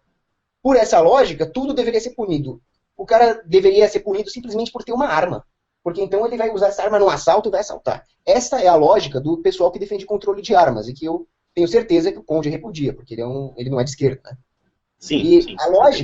A lógica por trás do controle de armas é a mesma lógica por trás do controle de drogas. O cara vai usar uma arma para assaltar, ou o cara vai se drogar e assaltar e roubar por causa das drogas, com a diferença de que todo assalto à mão armada envolve armas, mas nem todos envolvem drogas. E nem todo drogado sai matando, e nem todo homem armado sai matando, muito pelo contrário. Então, existe também uma perversão do direito aí. O direito diz que os crimes têm que ser punidos. E não o medo do cara cometer um crime e ser punido. Quando as drogas eram liberadas, o comerciante de drogas tinha uma certa reputação a zelar. Então ele não poderia, por exemplo, sair vendendo droga para as crianças. Como é que ele ia ser visto na sociedade vendendo droga para criança? Ele ia falência, ele ia ser linchado, ele ia ser boicotado socialmente. Se ele vendesse uma droga de má qualidade, ele ia ser processado. Isso acontece com o traficante? Pelo contrário, eles vendem droga para quem eles quiserem. Eles dão tiro de fuzil na polícia. Eles não têm nenhum controle. O único controle que eles têm é de outros traficantes. Às vezes eles formam os seus microestados dentro da favela e com as suas relações com os políticos. E assim a população inteira sofre. Porque para assegurar o seu monopólio da boca de fumo lá, os traficantes usam todos os meios possíveis, inclusive os coercitivos. Eles transformam a favela num estado dentro de um estado. E eu sou anarquista, não gosto desse estado duplo, né? Ao passo que, se fosse liberado, ia ter mais uma lojinha de drogas lá dentro, e a dona Josefa, que vai lá todo dia subir o morro com o pau de cima da cabeça, não ia ter nenhum problema com isso. Mas não. O que existe hoje é um regime de terror que poderia acabar se as drogas fossem liberadas. Ao contrário do que dizem os opositores à liberação das drogas. O regime de terror está acontecendo hoje. Agora, vamos supor que realmente tenha lá um cara que se drogue até ficar um zumbi e morra. Bom, como ajudar esse cara, se é que você quer ajudar ele? via caridade. Não é proibindo ele de se drogar. Da mesma Acabou o forma tempo, que você Paulo. não... Oi? Acabou o tempo. Bom, Pode ir. eu acho engraçado que o Cogos está dizendo que com a liberação das drogas, os drogados vão para o PROCON reclamar para o Estado, né? Ele sendo um anarcocapitalista, o que me parece uma contradição. Ora, se o mesmo princípio se aplica ao cara que compra, digamos, venda de drogas legal, isso poderia também ser aplicado a quem vende drogas ilegais. Ou seja, é claro que, por exemplo, a gente percebe que muitos dos traficantes não estão nem aí, tá, para o benefício de quem se droga. Muito pelo contrário, estão mais pelo dinheiro e estão potencializando, inclusive, os meios de dependência dessas drogas. Agora o Cogos fala o seguinte, não, mas é aquela história, o problema é que eles se drogam ou eles ficam mais viciados porque eles compram drogas de má qualidade, né? Como se as drogas de boa qualidade realmente não aumentassem mais o vício, né? Diga-se de passagem, né? Bom, até um dado momento a gente tem uma terminologia chamada meu corpo, minhas regras, né? Só que essa terminologia ela também é falsa, porque, primeiro, em todos os direitos, tá? Todos os direitos, eles não são absolutos, nem mesmo direitos sobre o próprio corpo. Isso pode até chocar muitas pessoas. A pessoa vai achar assim, não, mas a pessoa não é dona do seu corpo? Sim, ela é dona do seu próprio corpo. Mas existem alguns valores que são elementos que preservam esse indivíduo. Um exemplo clássico disso. Eu posso vender, por exemplo, um pedaço do meu braço para servir de canibal num restaurante, por exemplo? Isso poderia ser uma atitude voluntária, né? Eu cortar meu braço e dizer assim, olha, pregue meu braço e como meu braço, por exemplo, num restaurante. Atitudes voluntárias e benéficas para as partes, né? Enfim. Mas a sociedade não aceita isso. Não aceita porque essa ação, entre aspas, livre, entre aspas, porque não é livre, porque a liberdade implica um bem, ela é uma transgressão à individualidade humana. Ela é uma transgressão à individualidade humana. É claro que nem toda transgressão à individualidade ela tem que ser necessariamente proibida. A gente tem que presumir que as pessoas, a princípio, elas tenham responsabilidade pelos seus atos. Mas quando vemos que a coisa é tão furibunda, tão absurda, né, é tão violenta, é claro que até certo ponto a sociedade intervém. Por exemplo, aconteceu na Alemanha um caso de um canibal, que matou outro cara com consentimento do outro cara, o cara virou churrasquinho do amante lá, entendeu? O cara comeu a piroca do cara, cortou o braço, cortou a perna, assou a cabeça do cara, fez um ensopado. E ele falou assim, não, foi voluntário isso aí. Foi voluntário, meu corpo, minhas regras. Meu corpo, minhas regras podem ser o quê? Eu posso justificar o canibalismo. Mas o problema é o quê? O canibalismo transgride a dignidade humana. Transgride a dignidade do próprio corpo. E uma pessoa que está chegando a esse ponto de meu corpo, minhas regras, dá para ser comido, né, ou ser jantado, é um cara que está, simplesmente, perdeu completamente o juízo. E quem come um cara desse tem que estar no manicômio judiciário, naturalmente. Né? Agora, com relação às drogas. Como já falei aqui, a liberação das drogas não garante, necessariamente, uma melhora substancial, né, no seu uso de drogas, e também não há uma correlação entre diminuição de drogas e liberação das drogas. Muito pelo contrário. Aqui um amigo nosso falou do monopólio dos ingleses do ópio, né? Porque o ópio era meio ruinzinho, estragado. Se tivesse um ópio melhor, mais poderoso, com certeza os chineses seriam menos viciados. Ora, o monopólio em si não vai impedir, por exemplo, não impediria, por exemplo, um mercado negro que também existiria na China. Né? Por exemplo, existiam concorrentes também na China que distribuíam esse ópio para todo mundo, inclusive comprando dos ingleses, ou então extraviando de outros lugares que os ingleses não controlavam. Mas o problema central é, será que nós devemos permitir que certas pessoas de ação livre, entre aspas, tenham o direito de intoxicar uma sociedade inteira? De criar um hábito, de impor um hábito? Ou então de simplesmente promover um hábito que pode ser destrutivo para a grande maioria da sociedade ou para uma boa parte da sociedade?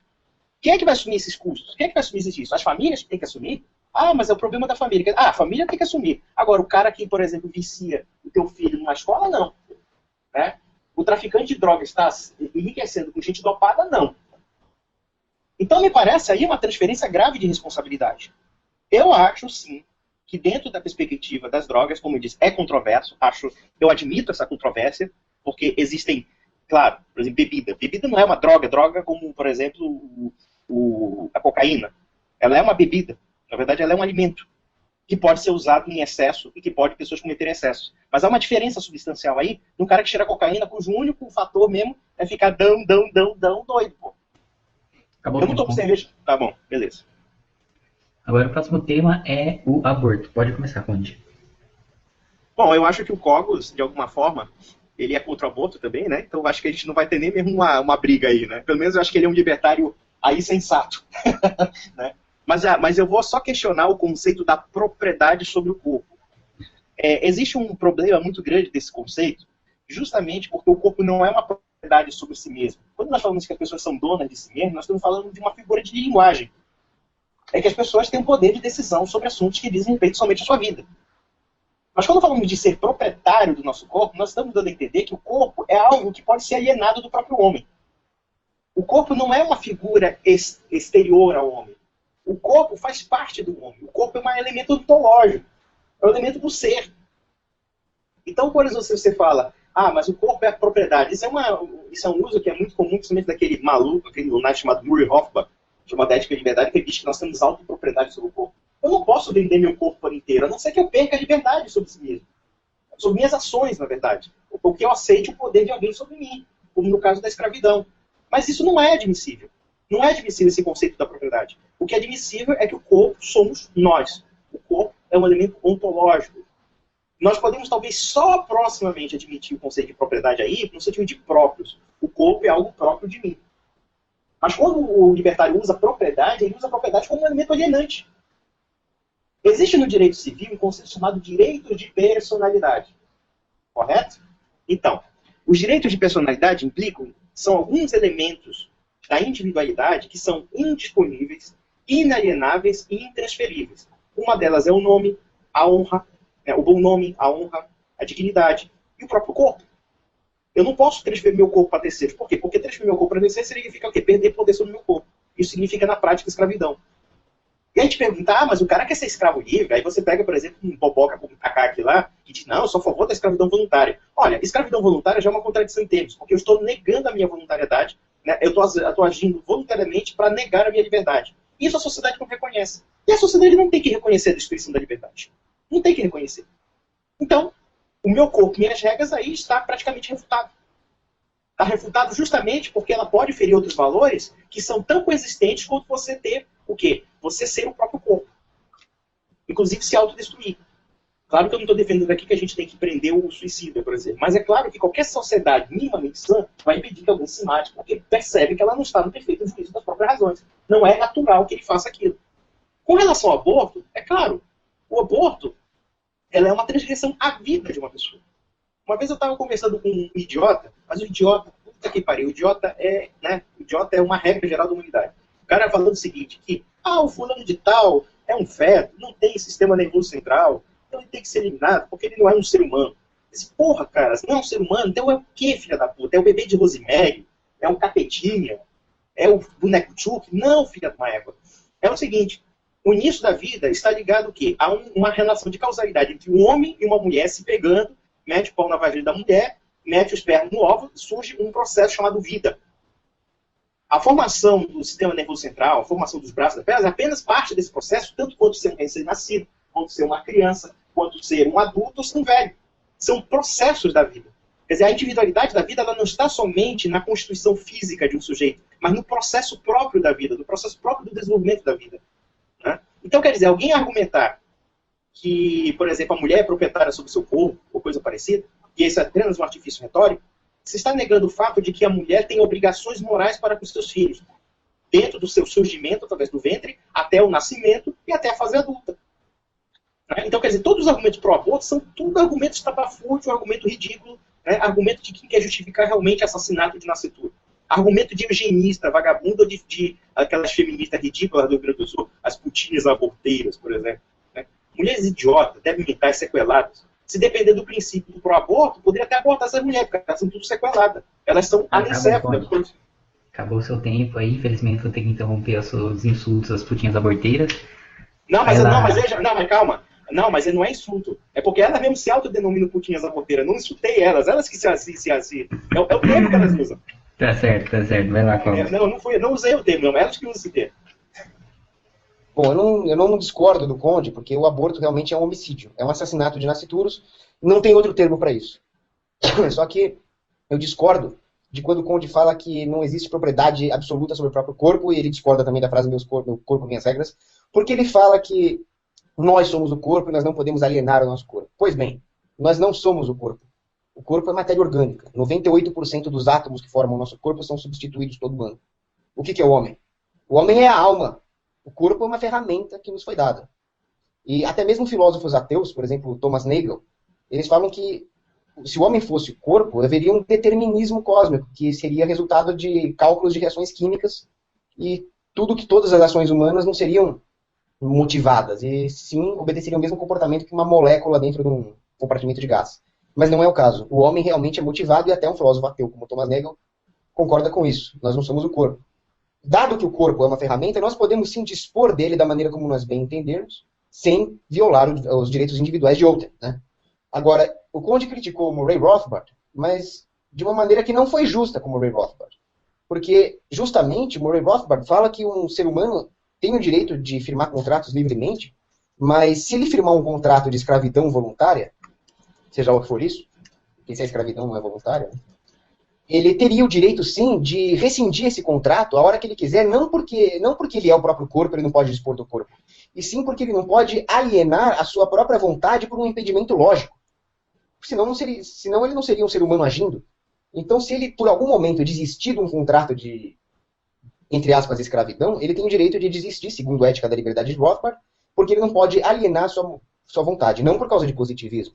Então, eu não concordo quando se usa o Código Legal Brasileiro, por exemplo, para algum argumento. O Código Legal Brasileiro fala que a personalidade, que seja lá o que for, é inalienável. O positivismo tem que ser rejeitado, porque o positivismo parte do princípio que não existem direitos naturais.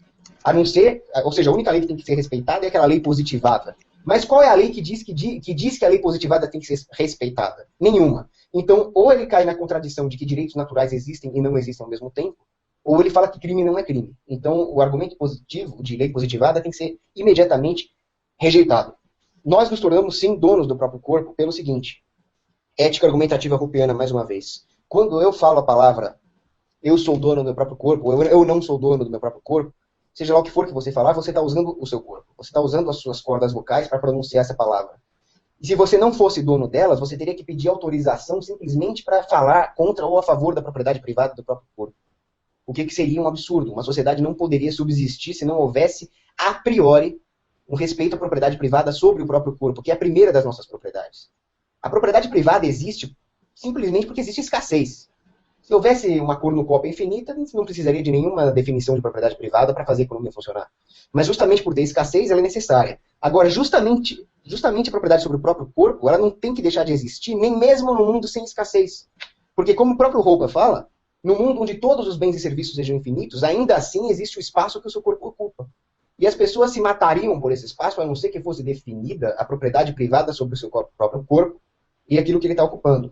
A sua motivação como ser humano trabalha justamente aquilo que a matéria orgânica que compõe o seu corpo vai fazer no espaço e no tempo. Ela é a primeira das suas propriedades privadas. E desse ferramental, que é o corpo, deriva todo o resto do homestead. Até quem concorda com o Locke, que eu não gosto muito, mas ele fala que o direito de propriedade se estabelece sobre aqueles recursos em cima dos quais você misturou o trabalho do seu próprio corpo. Agora, voltando para o assunto aborto, aí sim, eu concordo com o Conde. Os argumentos dos abortistas, de maneira geral, são argumentos estúpidos. Não tem diferença entre falar que tem que abortar para evitar a pobreza e jogar uma bomba atômica numa favela. Não tem diferença entre falar meu corpo, minhas regras, então posso abortar. Então, meu avião, minhas regras. Eu posso te convidar para andar de avião e te jogar para fora no meio do voo. Então, esses argumentos das feministas, dos eugenistas, são absurdos. Eu nem colocaria as feministas no meio disso, porque o abortista é um assassino. Eu não concordo com o feminismo, mas daí a chamar elas de assassinas, eu diria que é uma parcela das feministas que são assassinas. Né? Porque o movimento feminista, se você pegar os feministas sérios, Spencer, Blake, eles nunca defenderiam uma coisa dessa. Eles estavam simplesmente defendendo que as mulheres parassem de ter os seus direitos naturais violados, e aí eu concordo. Você vê na Arábia Saudita, por exemplo, mulher sendo morta porque está sem o pano na cabeça. Nesse ponto, uma defesa dos direitos das mulheres não é nem feminismo, é simplesmente uma defesa do ser humano. Agora, querer que o bebezinho seja assassinado, é assassinado. Bom, só uma pergunta. Não, peraí, Conde. O tópico era aborto, mas se vocês quiserem debater sobre a propriedade do corpo e a teoria de Rothbard, aí fica à vontade. Eu vou fazer só uma pergunta ao Cogos. Você é católico, Cogos? Eu sou. Sou católico? Sou católico. Bom, mas a sua doutrina dizendo que o homem é somente a alma, você tá concorrendo numa heresia catarista, do catarismo. Por quê? Porque o catarismo fala que o corpo é só uma coisa que pode ser jogada. Na concepção católica, quando houver a ressurreição dos mortos, será a ressurreição do corpo e da alma. sim, o corpo é uma parte substancial do ser humano. Não somos apenas a alma. Somos a alma e o corpo. Né? São dois componentes de uma unidade chamada ser humano. Tá? O ser humano não é somente a alma. O corpo não é um instrumento. O corpo faz parte do processo do elemento ontológico do ser. O corpo é... Agora, aquela questão, né, quando o Corpus criticou o direito civil, falando que é positivismo de direito de personalidade, ora, ele acabou cometendo uma contradição. Na verdade, os direitos de personalidade estão atrelados ao direito natural. Porque o que é o direito natural? O que é a lei natural? Ora, o indivíduo, ele não está predisposto a se autodestruir. Ele está predisposto a se preservar. A predisposição natural inerente ao ser humano é o quê? A sua existência. Então, quer dizer, na verdade, a legislação positiva apenas se adequa à lei natural. Uma pessoa que se dispõe do próprio corpo, você falou o seguinte, eu vou me dispor do meu corpo. Tá, eu posso fazer o seguinte, o quê? Dar um tiro na cabeça, sair a minha alma do corpo e dar pro cara lá e vender, toma meu corpo? Quer dizer, não pode fazer isso, porque isso é antinatural. Isso é contrário ao elemento central do instinto da própria natureza humana, que é viver. Então, quer dizer, na verdade, o que eu estou colocando aqui? Quando você fala de uma liberdade absoluta, ela já é uma contradição dele, porque a liberdade, ela tem um fim que lhe identifica, como também um conceito de regras. E essas regras implicam realmente regras em si mesmos. Regras de conduta do ser humano com relação a si mesmo. Regras, por exemplo, com relação ao bem-estar. Regras com relação... Claro que essas regras, necessariamente, elas não precisam ser positivas. Elas não precisam ser jurídicas. Por exemplo, cuidar da minha saúde não é uma regra jurídica. O Estado não vai me obrigar, por exemplo, a proteger minha saúde. Tá? Mas, dentro dos pressupostos morais da sociedade, que também são regras, elas são elementos orientadores para que a minha liberdade seja direcionada a um tipo de bem. Com relação, por exemplo, à escravidão voluntária, ela é uma contradição em termos. Porque, por exemplo, você pode rescindir da escravidão.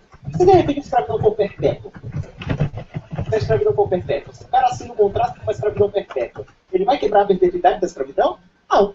Porque dentro da visão do Hoffman, da visão dos próprios anarco-libertários capitalistas, o contrato é quase como força de lei inalienável e de caráter absoluto, porque a vontade e a liberdade, entre aspas, são absolutas. Porque, na verdade, e vamos analisar uma coisa do conceito de liberdade do libertário. Vocês não sabem o que é liberdade. Vocês confundem liberdade com voluntariedade. Voluntariedade é uma coisa, liberdade é outra. E isso eu estou falando do sentido metafísico cristão, já que você é católico. Ou seja, a liberdade, ela é uma ação que implica vontade, consciência, dentro de uma justa e reta razão, visando um bem. Nem todos os atos humanos são livres. Drogado, que está dopado e bate o carro, ele não é livre. Um sujeito, por exemplo, inconsequente, ele não é livre. Porque ele não faz conforme a ordem natural das coisas. Ele faz conforme a vontade dele, só que a vontade dele é arbitrária. O que é arbitrário não é livre. Então esse é o grande problema do conceito da liberdade aí. E aí da liberdade sobre o corpo. Meu corpo, minhas regras. A gente pode fazer o seguinte, tudo bem, tem aquela... só para corrigir, né, que eu falei do tempo que tinha as aborteiras, eu não ofendi as aborteiras. Na verdade, quem se auto-ofendeu foi aquele grupo feminista do Rio Grande do Sul. Elas se identificam com tais. Então eu já não preciso nem xingar a mulher, né? É só falar o nome do grupo que ela já fica empolgada. Mas então, é basicamente isso. A questão é que a preservação da individualidade, ela é um elemento de direito natural. Um elemento que está positivado na lei civil. É por isso que, por exemplo, veja, como falei aqui, a autolesão não é crime. O cara cortar o próprio braço não é crime. O cara se drogar não é crime na legislação. Mas existem alguns elementos morais que são impeditivos para que essas pessoas pratiquem isso. E o corpo não é uma propriedade. No sentido de coisa, no sentido de uma disposição. Eu não posso dispor do meu corpo para viver. Muito pelo contrário, eu preciso viver junto com o corpo. E a minha alma, por assim dizer, ela está atrelada ao meu corpo de alguma forma. É claro que ela pode separar, isso aí já é uma coisa teológica que a gente vai... Cara, tem que pegar a bateria. Então, quer dizer, é claro que a gente não vai discutir aqui questão de teologia, mas, como eu já falei aqui, o corpo faz parte do próprio ser. Ela é uma parte ontológica. Né? E dentro até perder a concepção católica, o que é a ressurreição da carne. Por que a ressurreição da carne? Porque a carne é parte do ser. Acabou o tempo, assim. Qual você pode responder? Certo. Em primeiro lugar, Deus nos deu o livre-arbítrio. Se Deus nos deu o livre-arbítrio, quem o homem pensa que é para passar por cima dele? Então o homem tem inclusive o livre-arbítrio para pecar. Né? E, tudo bem, ele pode, com isso, ele pode acabar indo para o inferno. Ele não alcançará a salvação. Mas, mais uma vez, é um livre-arbítrio. É uma coisa de âmbito moral e pessoal. Quem o Estado, quem os políticos, quem os burocratas pensam que são para tirar uma coisa que Deus deu ao homem, que é o livre-arbítrio? Então, para começar, a maior de todas as heresias é alguém defender o Estado. Só para começar. E realmente, o Conde tem razão quando, do ponto de vista espiritual, o homem é o corpo, espírito e alma. A palavra de Deus vale para essa tricotomia. Mas quando eu falei em alma, não me referia ao sentido ontológico espiritual da palavra, e sim ao sentido de ação, não religioso da palavra. Então, o que age no homem não é o corpo, e sim a sua intenção interna. Você pode chamar isso de alma. Agora, uma coisa é verdade, a responsabilidade sobre o corpo, a responsabilidade sobre as ações, ou seja, a palavra de Deus, vale para a tricotomia, corpo, espírito e alma. Por isso que se o homem não fizer do corpo um templo e abusar dele de forma imoral, se drogando, ou, sei lá, se prostituindo de uma maneira bizarra, não vai ter a salvação. Mas, de maneira nenhuma, pela questão do livre-arbítrio, isso justifica alguma intervenção da política em cima dessas ações do homem, em cima dessa questão moral. Por isso que existe a diferença entre a palavra moral e legal. Legal é apenas aquilo que se refere aos direitos de vida, liberdade e propriedade do próximo, que você não pode violar e acabou. Senão não tem como viver. Não tem sociedade. Não tem societas. Moral é uma coisa de âmbito pessoal, de foro íntimo. O Estado não tem que se meter nisso. Aliás, o Estado não tem que nem existir, muito menos se meter nessa área.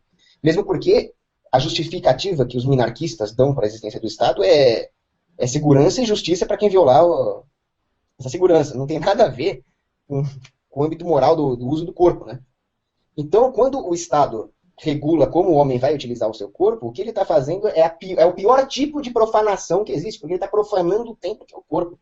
Isso equivale a queimar uma igreja, isso equivale a invadir um monastério e matar todo mundo lá dentro. Então, a questão da positivação da lei, que o Conde falou, que ela reflete a lei natural, isso também não é verdade. Porque se a legislação positivada simplesmente refletisse a lei natural, ela não precisaria ser positivada. Teria simplesmente que ter normas escritas para ressaltar isso, e as pessoas voluntariamente se associariam a instituições jurídicas de aplicação privada da lei natural, e não existiria sequer a expressão lei positivada. A lei positivada, portanto, não é uma lei, porque a lei ela é deduzida através de uma reflexão moral, através de uma reflexão lógica, enquanto que a legislação positivada ela não precisa passar por essa reflexão, por esse crivo. Ela simplesmente precisa que um burocrata pesadamente armado escreva palavras no papel e imponha elas à sociedade.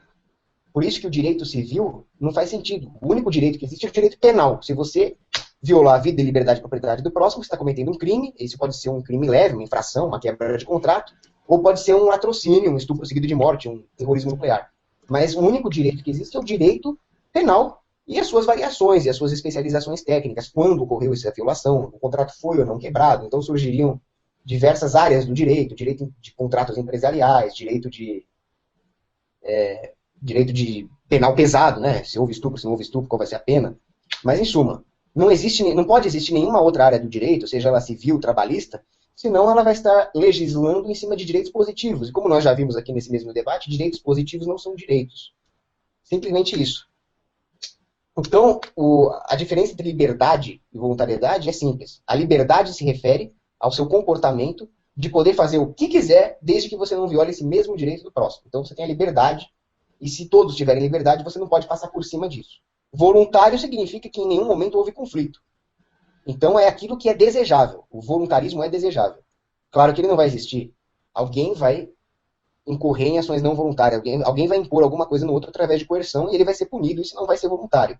Mas seja quais forem as atitudes tomadas, seja qual for essa busca pelo que é correto, ela tem que se dar tendo em mente a liberdade, tendo em mente aquilo que o eticista Herbert Spencer definiu, a ética como uma linha guia para as ações humanas.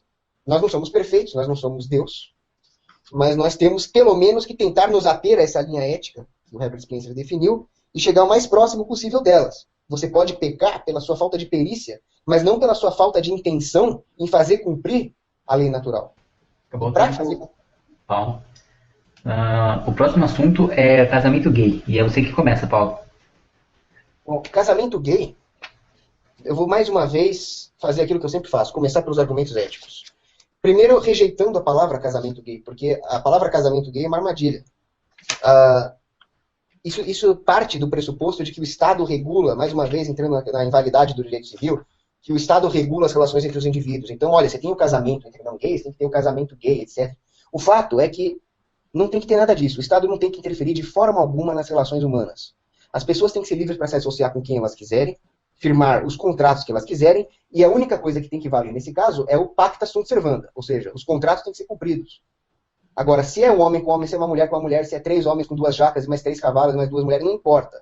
Simplesmente isso não é do âmbito de mais ninguém, a não ser das pessoas que se envolvem nessa relação. Agora, a palavra casamento gay em si é uma desonestidade linguística, porque o casamento, como disse a antifeminista Camille Paglia, é uma instituição cultural religiosa, e ela é definida como uma relação entre o homem e a mulher. Agora, nada impede que 2 gays se juntem e chamem isso de casamento. Eu posso muito bem acordar de manhã, pegar lá uma mamão papai, um pão com manteiga e chamar aquilo de jantar. Bom, eu estou linguisticamente errado, segundo o dicionário, mas eu tenho direito de fazer isso. Simplesmente isso. Agora, quando alguém quer proibir que 2 gays se juntem em nome de seja lá o que for, da moral, por exemplo, primeiro, não existe moralidade em usar de agressão contra um comportamento pacífico. Então, é contraditório que alguém defenda uma agressão dessa em nome da moralidade. Segundo, que para que exista uma família tradicional que os conservadores de direita defendem, é preciso que haja competição, ou seja, é preciso que existam parâmetros comparativos. Você não vai conseguir definir um parâmetro moral como sendo melhor que aquele se não houver competição. E para isso não tem que ter nenhuma intervenção do Estado em relação a que tipo de família, que tipo de relações, que tipo de casamento tem que haver. Como disse Chesterton, a família é uma instituição anarquista. A família tradicional surgiu como um arranjo espontâneo porque fazia bem para as partes envolvidas. Se você impedir que exista relações alternativas, famílias alternativas, que seja, você está impedindo essa comparação moral. Né? E aí cai naquilo que eu falei do socialismo moral. Então o que eu defendo é que o Estado pare de regular a união entre as pessoas. É que não exista mais casamento em cartório. Que simplesmente as pessoas firmem os seus contratos em tribunais privados, elas podem casar na religião que elas quiserem, e fica sendo também de direito das religiões, dos seus representantes, dos templos, aceitar ou não um determinado tipo de união, de matrimônio. Então a Igreja Católica tem todo o direito de falar, eu não quero casar gays na minha igreja. É um direito da Igreja Católica. Os gays têm todo o direito de fundar uma outra igreja e casar nessa igreja. E eles têm direito de chamar isso como quiser, embora não esteja correto do ponto de vista do dicionário. Né? Mas, em suma, se não houver competição entre as várias formas de família, de união e de moralidade, nós não vamos saber qual que é a melhor. Nós não vamos saber qual que funciona melhor. E mesmo porque o que funciona melhor ou não varia de indivíduo para indivíduo. Se para 2 homens funciona a união gay, quem é você para falar que não? Só eles vão saber. Enquanto isso, o Estado está destruindo a família tradicional. Ele está usando o ativismo gay, ou seja, os gays que querem não apenas os seus direitos naturais, mas sim privilégios à custa dos direitos naturais dos outros, para destruir a instituição da família e implantar um marxismo cultural que vai resultar num regime totalitário. E quando esse regime totalitário chegar, vai acontecer com os gays, com os negros, com os brancos, com todas as minorias, inclusive a minoria que é o indivíduo, aquilo que sempre aconteceu nos regimes totalitários, que é o genocídio, a destruição. Lembrando que Marx, Che Guevara eram todos homofóbicos, lembrando que o Estado sempre se expande e sempre tende para um totalismo de esquerda, e é isso que vai acontecer com as minorias se nós deixarmos o Estado ter poder, seja ele o poder de tributar, ou seja ele o poder de regular a união entre as pessoas. Tem quanto tempo aí? Tem mais 1 minuto. Bom, é isso. Não, tudo bem, pode começar, Conde. É engraçado que, por exemplo, nós falamos da questão do direito natural. Né? Na visão o direito natural é um direito que não pode ser violado, né? É um direito que caiu do céu e todo mundo sabe, né? Agora não vou aceitar o direito natural, e não precisa ser positivado. Isso é um grande erro. O direito natural, como direito positivo, eles podem ser violados. Matar alguém não é uma violação do direito natural? É. Ela precisa de uma positivação jurídica. Precisa de direito penal, precisa de regras para o quê? Para limitar a violação do direito à vida.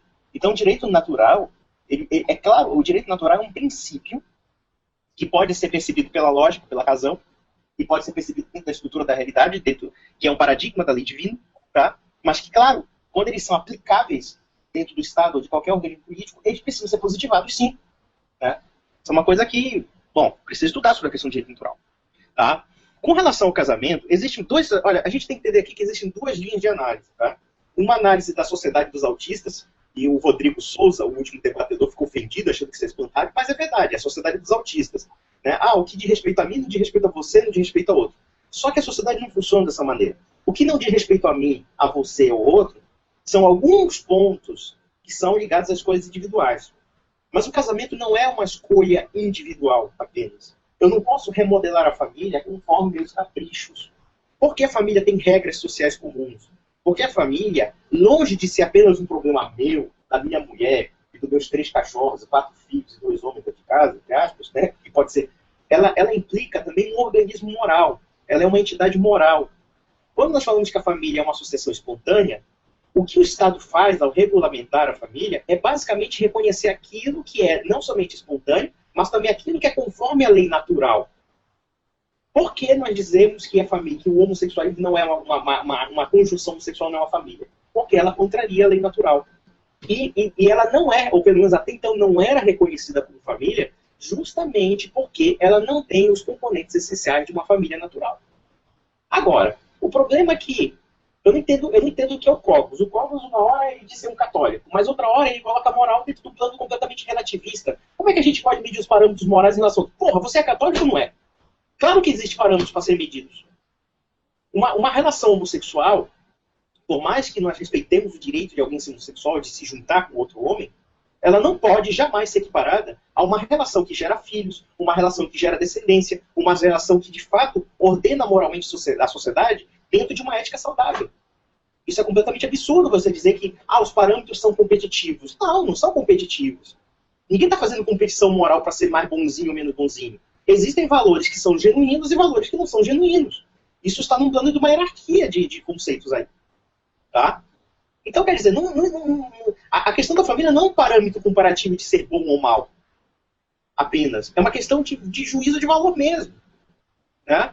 Ora, ninguém está fazendo competição para dizer que uma família é melhor ou pior do que a outra, mas sim analisando dentro do plano da estrutura da realidade, dentro dos fatos, que durante milênios nós tivemos uma estrutura familiar, uma estrutura monogâmica, uma estrutura que tem homem e mulher, laços de consanguinidade, e uma outra estrutura que, por essência, ela não se consuma, que é uma estrutura estéril. Uma estrutura que, se for aplicada a toda a sociedade, vai acabar com a sociedade, que é a estrutura do homossexualismo. Então são duas coisas diferentes. O Olavão lá, nosso grande amigo Olavão, falou uma coisa interessante, que a família homossexual ela é um capricho. A família heterossexual ela é uma necessidade da existência da espécie. Você pode dispensar o homossexualismo, mas você não pode dispensar o comportamento do homem ou mulher sexualmente. Uma coisa é algo inerente à nossa existência, à nossa percepção da espécie. Outra coisa é um capricho sexual, um desvio sexual, que você quer levar dentro do plano de valores, inclusive no sentido de uma subversão social. Aí eu pergunto, qual é o elemento prático do libertarianismo de combater a revolução cultural comunista, socialista e marxista? Nenhum. Porque fica nesse plano do relativismo. O plano do relativismo moral. Né? O arranjo, veja, se alguém, olha, no Brasil, se um cara quiser viver com 3 mulheres, não é legal, assim, não é legal o cara viver com 3 mulheres. O que é legal é ele casar-se com 3 mulheres. Ou seja, a poligamia é crime. Ou seja, se ele registrar publicamente que aquilo é um casamento, é crime. É crime. Mas ele pode ter um conluio, uma suruba, e ninguém está nem aí para ele. Agora, o problema é você elevar esse plano comportamental e dizer que isso não tem uma influência social. Ora, se nós estamos mudando a estrutura da família, naturalmente nós estamos mudando a estrutura ética de toda uma sociedade. Acabou o tempo, Conde. Cogos pode responder. Em primeiro lugar, é claro que violações de direitos naturais ocorrem. Elas não são impossíveis fisicamente. Mas o que nós não podemos confundir é física mecânica com a ética. Então, se eu pegar um fuzil e disparar em direção ao inocente, a arma vai disparar e o projétil vai matar o inocente. Acabou. Isso é física. Se o tiro de fuzil fizesse uma trajetória em forma de parábola e errasse o inocente, seria uma violação da lei da física. Mas, independente de tudo, matar esse inocente é uma violação da ética, porque aquele inocente não concordou em ser morto, e simplesmente por isso.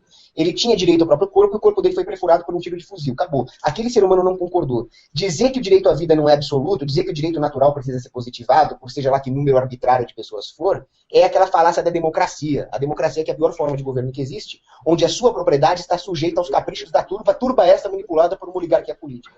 Então é muito perigoso esse argumento de dizer que o direito natural não caiu do céu, porque realmente eu sou um justnaturalista clássico. São Tomás de Aquino, o direito veio do Senhor. E o homem pensa que é quem para violar. Muito bem. Nenhuma família contraria a lei natural, porque a lei natural diz exatamente que a vida, a liberdade e a propriedade são invioláveis. Qual é a vítima de um casamento gay? Não existe vítima. Quando 2 gays se juntam, não é casamento, né? Mas quando 2 gays se juntam, quem é a vítima? Quem é o inocente que teve a sua vida, liberdade e propriedade violadas? Ninguém. E aí o Conde fala em ética saudável. A ética é justamente respeitar esses direitos e querer violar esses direitos dos gays é antiético. Né? Agora, ele fala em uma superioridade moral da família tradicional. Ele critica o relativismo moral. Olha, eu sou um anarcocapitalista com valores tradicionais. Eu realmente acho que a família tradicional tem a sua superioridade e é por isso que ela venceu a competição de mercado. Agora, qual é o mérito em você ser um cara de moral tradicional se essa moral tradicional for imposta pelo Estado? Qual é o seu mérito em relação a isso? O Conde fala que são valores, e que alguns valores são genuínos e outros valores não são genuínos. Mas a própria definição de valor, a própria natureza do conceito de valor é uma natureza subjetiva, de foro íntimo também. Então, quando uma pessoa fala que determinados valores são genuínos ou não, aquilo é o valor dela, subjetivo, só dela. Ela não pode impor esses valores aos outros, diferentes dos direitos naturais, que são objetivos e, portanto, não podem ser violados. E ele fala que não, que a família não é uma competição, não existe esse negócio de competir. Por que não existe esse negócio de competir?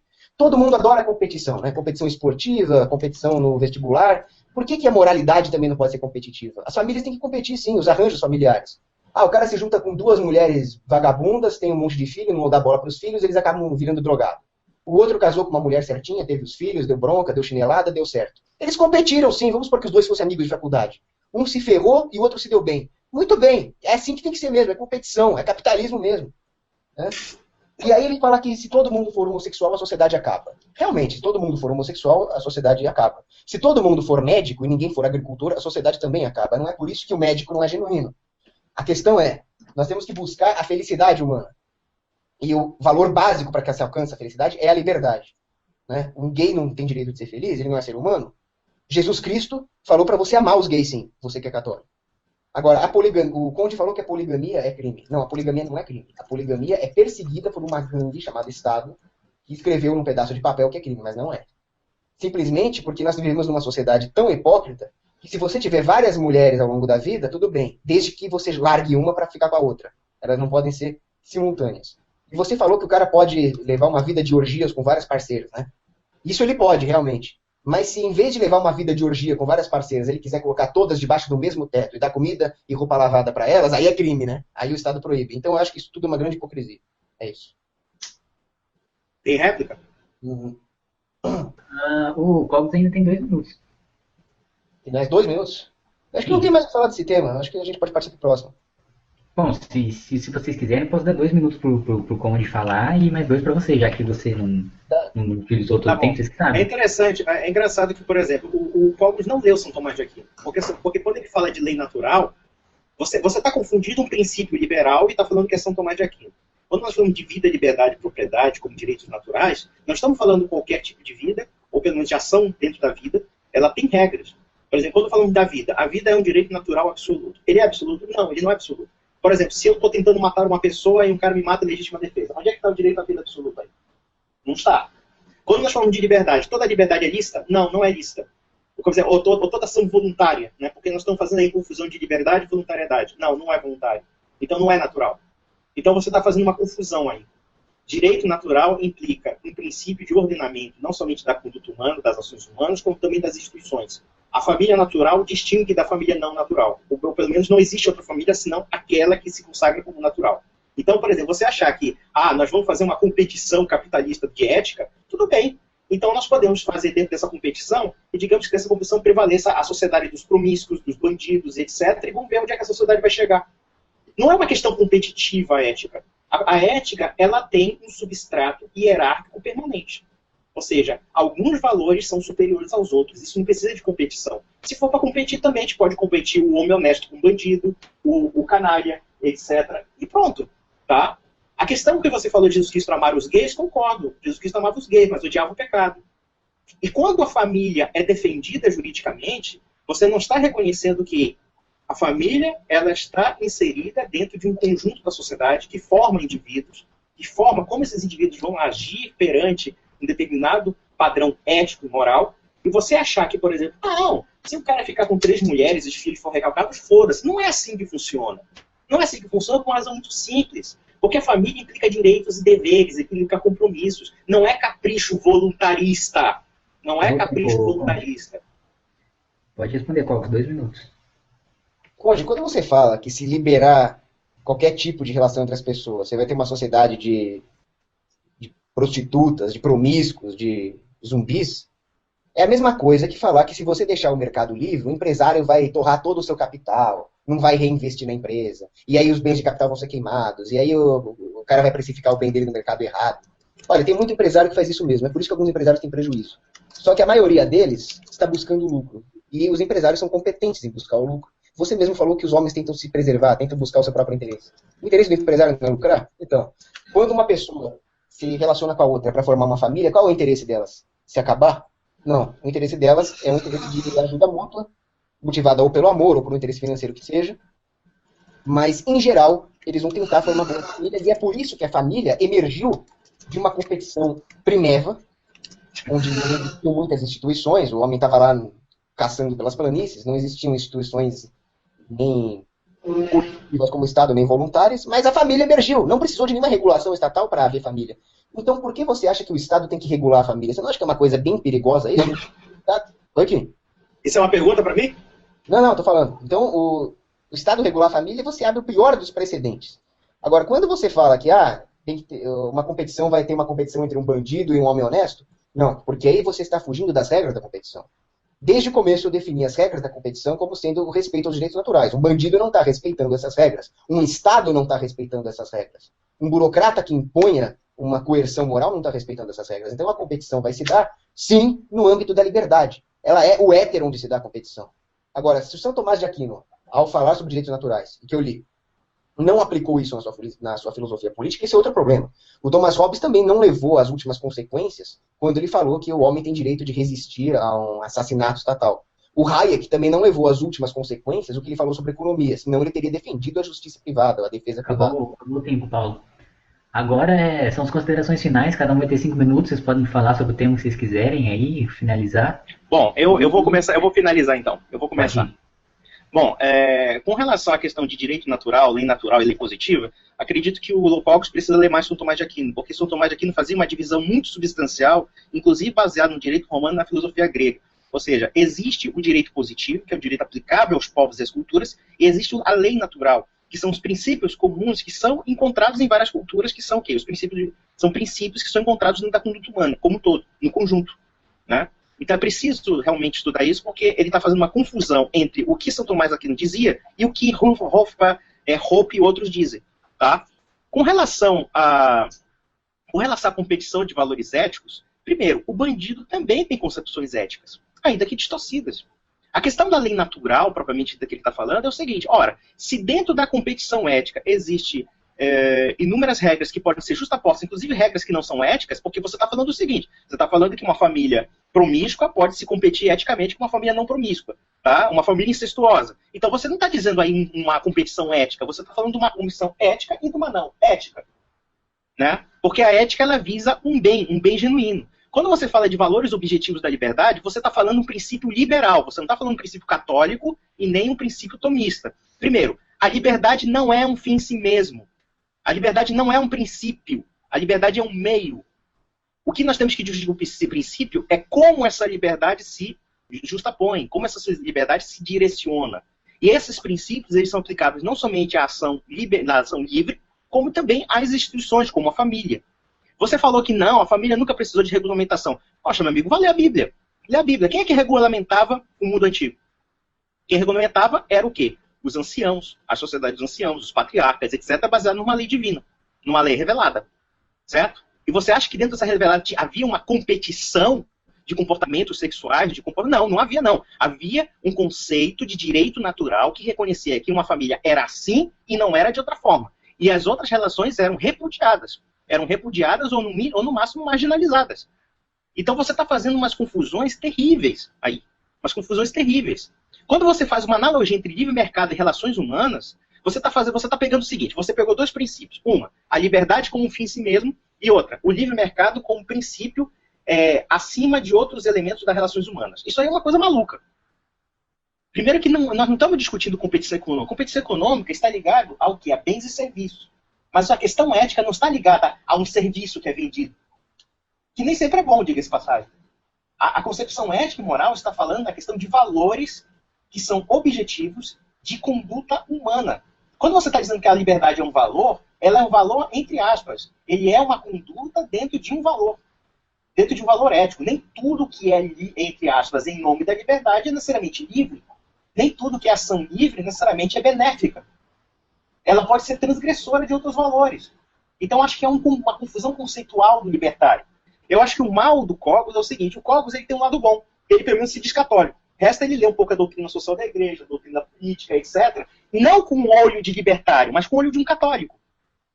O que ele está falando aqui é o seguinte, ele na verdade é um libertário convicto, é um libertário com todas as deficiências de um libertário, ou seja, ele faz confusão sobre conceitos valorativos, ele faz uma confusão sobre conceitos políticos, da filosofia política, né? Inclusive, por exemplo, quando nós falamos da regulamentação ou não regulamentação do casamento, essa regulamentação existe desde que mundo é mundo.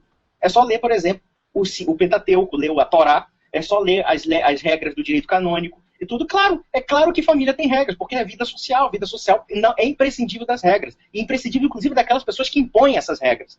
Né? Então o que acontece? Para finalizar aqui, né, já que eu debati com 3 libertários e eles não chegam a uma conclusão alguma. Né? Primeiro, o libertarianismo não é uma filosofia política.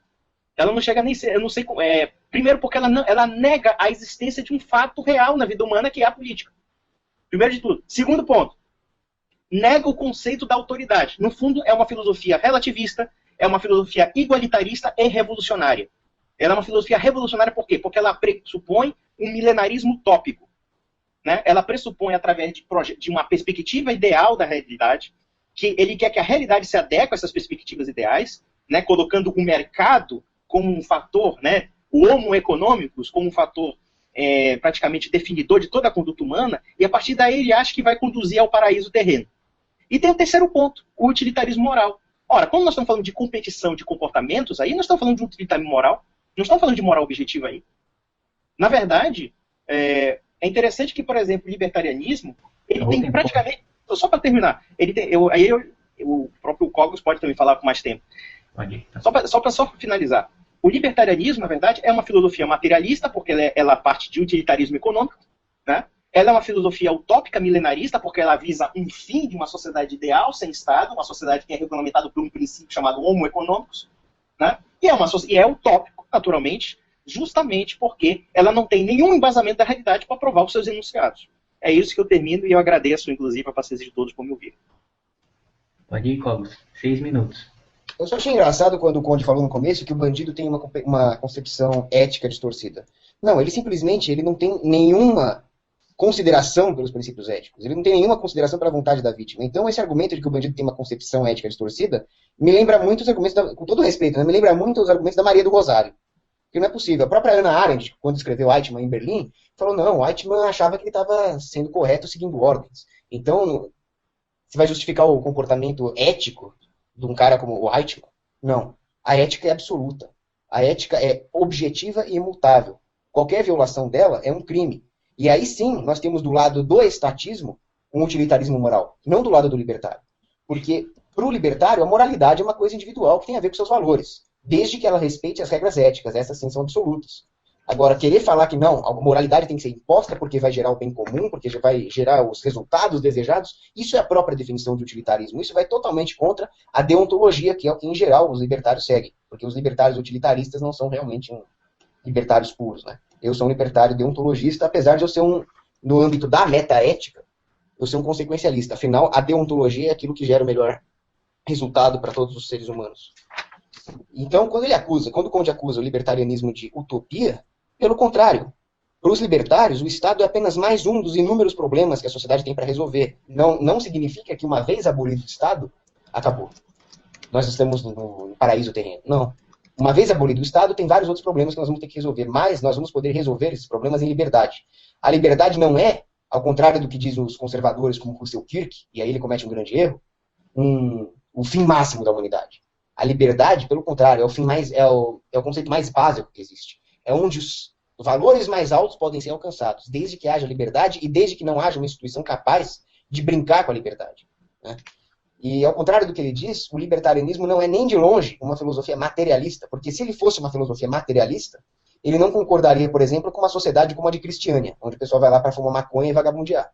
Só que o libertário fala que eles têm todo o direito de fazer isso, porque vagabundear e fumar maconha é aquilo que maximiza a utilidade deles naquele momento, naquele espaço de tempo.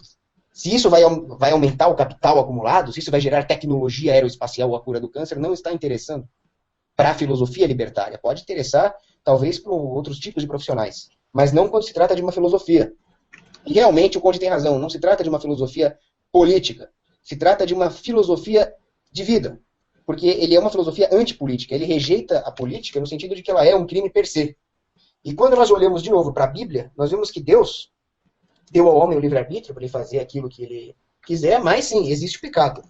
E, portanto, a Bíblia não é uma legislação que vai impor uma regra, que vai punir com coerção aqueles que não seguirem os princípios. Ela é, sim, uma recomendação moral. A não ser, é claro, os 10 mandamentos. Os 10 mandamentos, sim, são leis que têm que ser seguidas, e nela diz, não matarás, não roubarás. E matar e roubar é exatamente aquilo que o Estado é especialista em fazer. O modelo que Deus propôs para o povo hebreu era uma anarquia. Profetas como guias morais do povo e famílias surgindo espontaneamente como células sociais morais, não para serem reguladas. E aí o povo hebreu pecou ao demandar um governo. E aí cá estamos, né, na perdição estatista. A única maneira de resolver isso é se nós colocarmos na cabeça o seguinte conceito: nós decidimos o que fazer com os nossos recursos, com o nosso corpo, e nós temos a capacidade de fazer isso da melhor forma possível, não o Estado. Nós vamos cometer erros? Claro que vamos. Só que nós vamos ser os únicos responsáveis por esses erros. Nós vamos cometer acertos? Vamos. E nós vamos ser aqueles que vão colher os frutos desse acerto na sua totalidade, sem que o Estado decida o que fazer com os frutos desse acerto. Agora, querer que o Estado controle a conduta dos seres humanos através de legislação positivada é pedir para que eles sejam distorcidos. Como disse o jurista Black, a Constituição do Estado é uma ferramenta para tirar das pessoas o foco que é na busca pela ética natural, na busca pelo direito natural, e colocar o foco, né, o foco das pessoas no cumprimento de artigos, de parágrafos, de incisos. E aí nós temos uma incerteza jurídica. Se nós pegarmos um grande jurista, como foi o Bruno Leoni, ele vai nos mostrar o seguinte: a incerteza aumenta quando as decisões jurídicas são centralizadas numa autoridade. Mas quando as pessoas, demandando segurança jurídica, demandando respeito pelos seus direitos naturais, se associam nas comunidades próximas dos seus entes queridos e assim fazem valer a lei natural da melhor maneira possível, que obviamente não vai ser uma maneira perfeita, nós vamos ter assintoticamente uma aproximação a um respeito aos direitos naturais cada vez maior, uma certeza jurídica cada vez maior, e não as arbitrariedades cometidas pelo Estado, né? Portanto, voltemos à Bíblia novamente, quando ela fala o seguinte: não confieis nos príncipes, nem nos filhos dos homens em quem não há salvação. A salvação está na busca pelas palavras de Jesus Cristo, de não farás ao próximo aquilo que você não quer que façam consigo mesmo. Se você não quer ser governado, se você não quer que os seus direitos naturais sejam violados, não queira fazer isso com o próximo, né? Não queira colocar o seu destino na mão de generais, de reis, de presidentes, de seja lá quem for, que tipo de burocrata, que tipo de psicopata social que for. Você tem que buscar isso por si próprio. E o mercado sempre foi extremamente eficiente em fazer isso. O mercado não é simplesmente trocar laranja por cenoura lá na feira. O mercado é um arcabouço ético, legal, cultural, de associações voluntárias, onde as pessoas vão tentar fazer as associações. Então é isso aí, um abraço. Obrigado pelo... Só uma coisa, sim, pode falar, Fogos. Não, aí por fim eu quero agradecer aí a oportunidade do debate, agradecer ao Kim, ao Conde e ao Felipe Altamir, que foi quem me convidou. Só uma coisa, Cogos. Mas Paulo, em Romanos, já dizia que as autoridades são emanadas de Deus. Lembre-se disso. E vai estudar a doutrina católica, porra. Um abraço, meu querido. Bom, obrigado aos dois por terem aceitado o convite. Obrigado a todo mundo que acompanhou no debate e boa noite a todos.